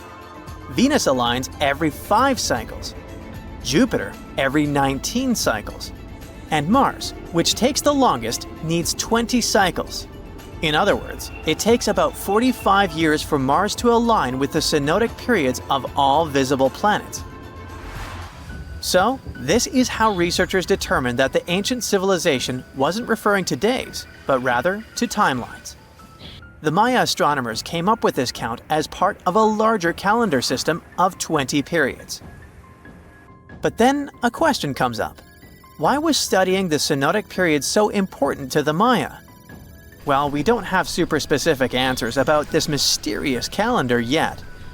But what we can say for sure is that the Maya truly believed in the powerful influence of the cosmos on daily life. So maybe they wanted to analyze how the movements of all the visible planets lined up with their other calendars. Of course, this system is just one part of the Mayas' amazing and advanced understanding of astrology. And it wasn't just about using astrological cycles for planting and harvesting. They also had crazy specific knowledge, like how to predict solar eclipses. Archaeologists believe the Maya connection to the stars is reflected in the ruins of their world. Take the famous pyramid in the ancient city of Chichen Itza, located in Mexico's Yucatan Peninsula.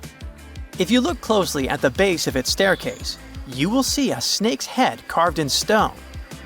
But here's the coolest part. During the spring and fall equinoxes, when day and night are exactly the same length, the sun casts sharp, triangular shadows on the staircase. It creates the illusion of a snake slithering down the steps. Another example of how they use their knowledge of astronomy in their temples is in Tikal, Guatemala. Built around year 1 of the Common Era, this pyramid is considered one of the Mayas' earliest astronomical complexes. And its alignment and orientation allowed them to track and calculate solstices and equinoxes with incredible precision. The Maya were skilled skywatchers. Just like we have modern-day high-tech observatories with round domes, they had something similar. Meet El Caracol. The name means snail in Spanish and refers to the spiral staircase inside the tower. Built around 906 Common Era, it was the perfect place to observe all the changes in the sky and track the movements of the sun, moon, planets, and stars. Unlike us today, with our telescopes, satellites, and advanced tools, the Maya relied entirely on naked eye observation, and that makes their achievements even more incredible. In 1850, French scientist Auguste Mariette went to Egypt looking for manuscripts, but accidentally found a head of a sphinx sticking out of the dunes. He cleared the sand and figured out the Sphinx was guiding the entrance to some underground construction. Several months later, he finally entered the Serapeum of Saqqara. Inside, he found an enormous granite sarcophagi with remnants of 64 bulls. Scientists are still amazed by the tech that the ancient Egyptians used to transport those enormous boxes. The Serapeum was built around the year 3000 before the Common Era. It was an underground tomb built to honor the sacred Apis bulls of ancient Egypt. It had a long hallway, almost 500 feet long, with giant stone rooms on both sides. Some of the sarcophagi weighed as much as 50 average cars, and all of them were made with super precision, with exact 90-degree angles. These sarcophagi were beautifully decorated with hieroglyphs and carvings that told stories about the lives and importance of the Apis bulls. Now, there are 24 sarcophagi left. In ancient Egypt, Apis bulls were very special animals connected to the deity Ptah. They thought the bulls carried Ptah's spirit and wisdom, helped the pharaoh, and protected the Egyptians. Priests looked for special markings on young bulls to find Apis bulls. It could be a white triangle on its forehead, which symbolized divine light, a shape on its back like a vulture's wing, and a scarab shape under its tongue, which stood for rebirth. If a bull had these signs, they believed it was chosen by Ptah and treated it like royalty. The chosen bulls lived in a special temple in Memphis, the city where they worshipped Ptah. They received the best care and offerings from visitors who wanted their blessings. When an Apis bull passed away, it was treated with great honor and mummified. When Mariette entered the Serapeum, he noticed traces of rollers on the gallery's floor and found 2 wooden horizontal winches. Each had 8 levers. Later, other explorers saw double rails. The burial chambers were lower than the hallway floor. To get the boxes into place, workers filled the chambers with sand so the sarcophagi could be rolled in straight. Then they slowly removed the sand to gently lower the boxes into perfectly cut spaces in the bedrock. A carved stone sign found in the Serapeum said it took 28 days to move just one sarcophagus and its lid into its spot during the time of Ptolemy II. The extreme precision of the sarcophagi with 90-degree angles also has an explanation. Ancient Egyptians wrote texts, or rather, papyrus, on geometry a long time ago. It shows that they knew the approximate number high, and could calculate the volume of a pyramid with its top cut off. If they could figure out complicated math like that back then, it makes sense that they could also carve perfectly flat surfaces 500 years later. All this sounds pretty legit, but some people think certain things don't add up here. The size of boxes is way larger than the size of bulls, yet they buried pharaohs in tiny coffins that barely fit their bodies. The sarcophagi are made out of granite with crazy precision, and they could have just used limestone, which would have made things way easier. The transportation of the boxes seems pretty simple, but only in theory. If one person could pull about 440 pounds, then at least 250 people would be needed to pull just one box. The tunnels in the Serapeum are really narrow, only about 2 feet wider than the boxes themselves. There's no way hundreds of people could have squeezed into those tight spaces to pull the boxes. And even if they did, how would they turn the box in the cramped corridor, lower it into its niche, and place it perfectly in the middle? Somehow they did this 24 times, and every box is centered perfectly. Plus, the chambers were dusty, and there were no signs of soot from lamps. This means they must have worked in almost complete darkness. The real use of the boxes could also be different. A long time ago, even before the Egyptian pharaohs ruled, the local people already knew how to use fermentation. It happens when tiny organisms called yeast eat certain ingredients like starch and turn them into gas and ethanol. So someone in ancient Egypt probably put food like barley, bread, and even meat inside a giant stone box, then closed it tight with a heavy lid. These stone boxes, carved from granite, were so precisely made that they were almost completely sealed, so nothing could escape from it. As the yeast inside the box started working, it created more and more CO2 gas. It built up pressure inside the box. The granite boxes were incredibly strong. They could handle more pressure than a car tire can hold. When granite was squeezed under such pressure, its crystals produced a tiny electric charge. This effect was possible because granite contains quartz, a material that reacts to pressure this way. The process also needed meat or animal parts, possibly to help the yeast grow better.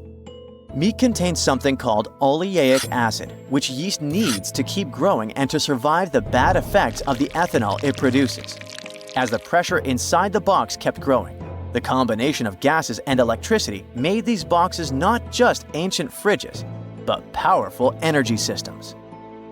Over time, the pressure inside got so strong that it could push the lid open and the gas would escape with a pop. But when people rediscovered the Serapeum in 1850, they found old drawings that showed piles of stones stacked on top of some of the box lids. So, someone long ago probably tried to make the lids even heavier by adding extra weight to make it harder for the gas pressure to push them open. This extra weight also meant the quartz crystals in the granite could keep creating more electricity under all that pressure. If someone opened one of these stone boxes thousands of years later, they would only find bones from bulls that were placed in the box. And that's exactly what Mariette discovered in the 1850s. They opened the Serapeum for visitors soon after the first excavations in the second half of the 19th century. Prince of Wales even had a luncheon with his guests in one of the sarcophagi. Sands and earthquakes made the site inaccessible for a while, but now you can visit it again and try to solve the mystery yourself. With new tech, we could have answers to many other historical mysteries soon. A team of scientists at Chicago's Field Museum of Natural History recently used a special CT scanner to learn more about ancient Egyptian mummies without unwrapping them. They gently rolled 26 mummies on custom carts out to the parking lot, where the scanner was waiting. It took thousands of detailed X-ray pictures of each mummy and their coffins. When all the pictures were put together, they created 3D images that showed what was inside, the skeletons, and some artifacts. The scientists hope these images will help them understand ancient Egyptian burial practices from over 3,000 years ago. Even though the scanning process only took 4 days, it might take 3 years to study all the data. But scientists were able to learn some personal details about the mummies. One of the most popular mummified individuals at the museum, Lady Chineta, was a woman who lived in ancient Egypt about 3,000 years ago. It looks like she passed away in her late 30s or early 40s. To make sure her body looked complete for the afterlife, embalmers put stuffing in her neck to keep it from collapsing. They also placed artificial eyes in her sockets, so she would have eyes in the next world. She was wrapped in fancy linen and placed in a beautifully decorated coffin. The scans revealed that it had been carefully crafted with a slit at the back, which embalmers used to fit the body. There were also some artistic details on the surface, like markings for her knees. It looks like her burial was on the scale of a high-end luxury car.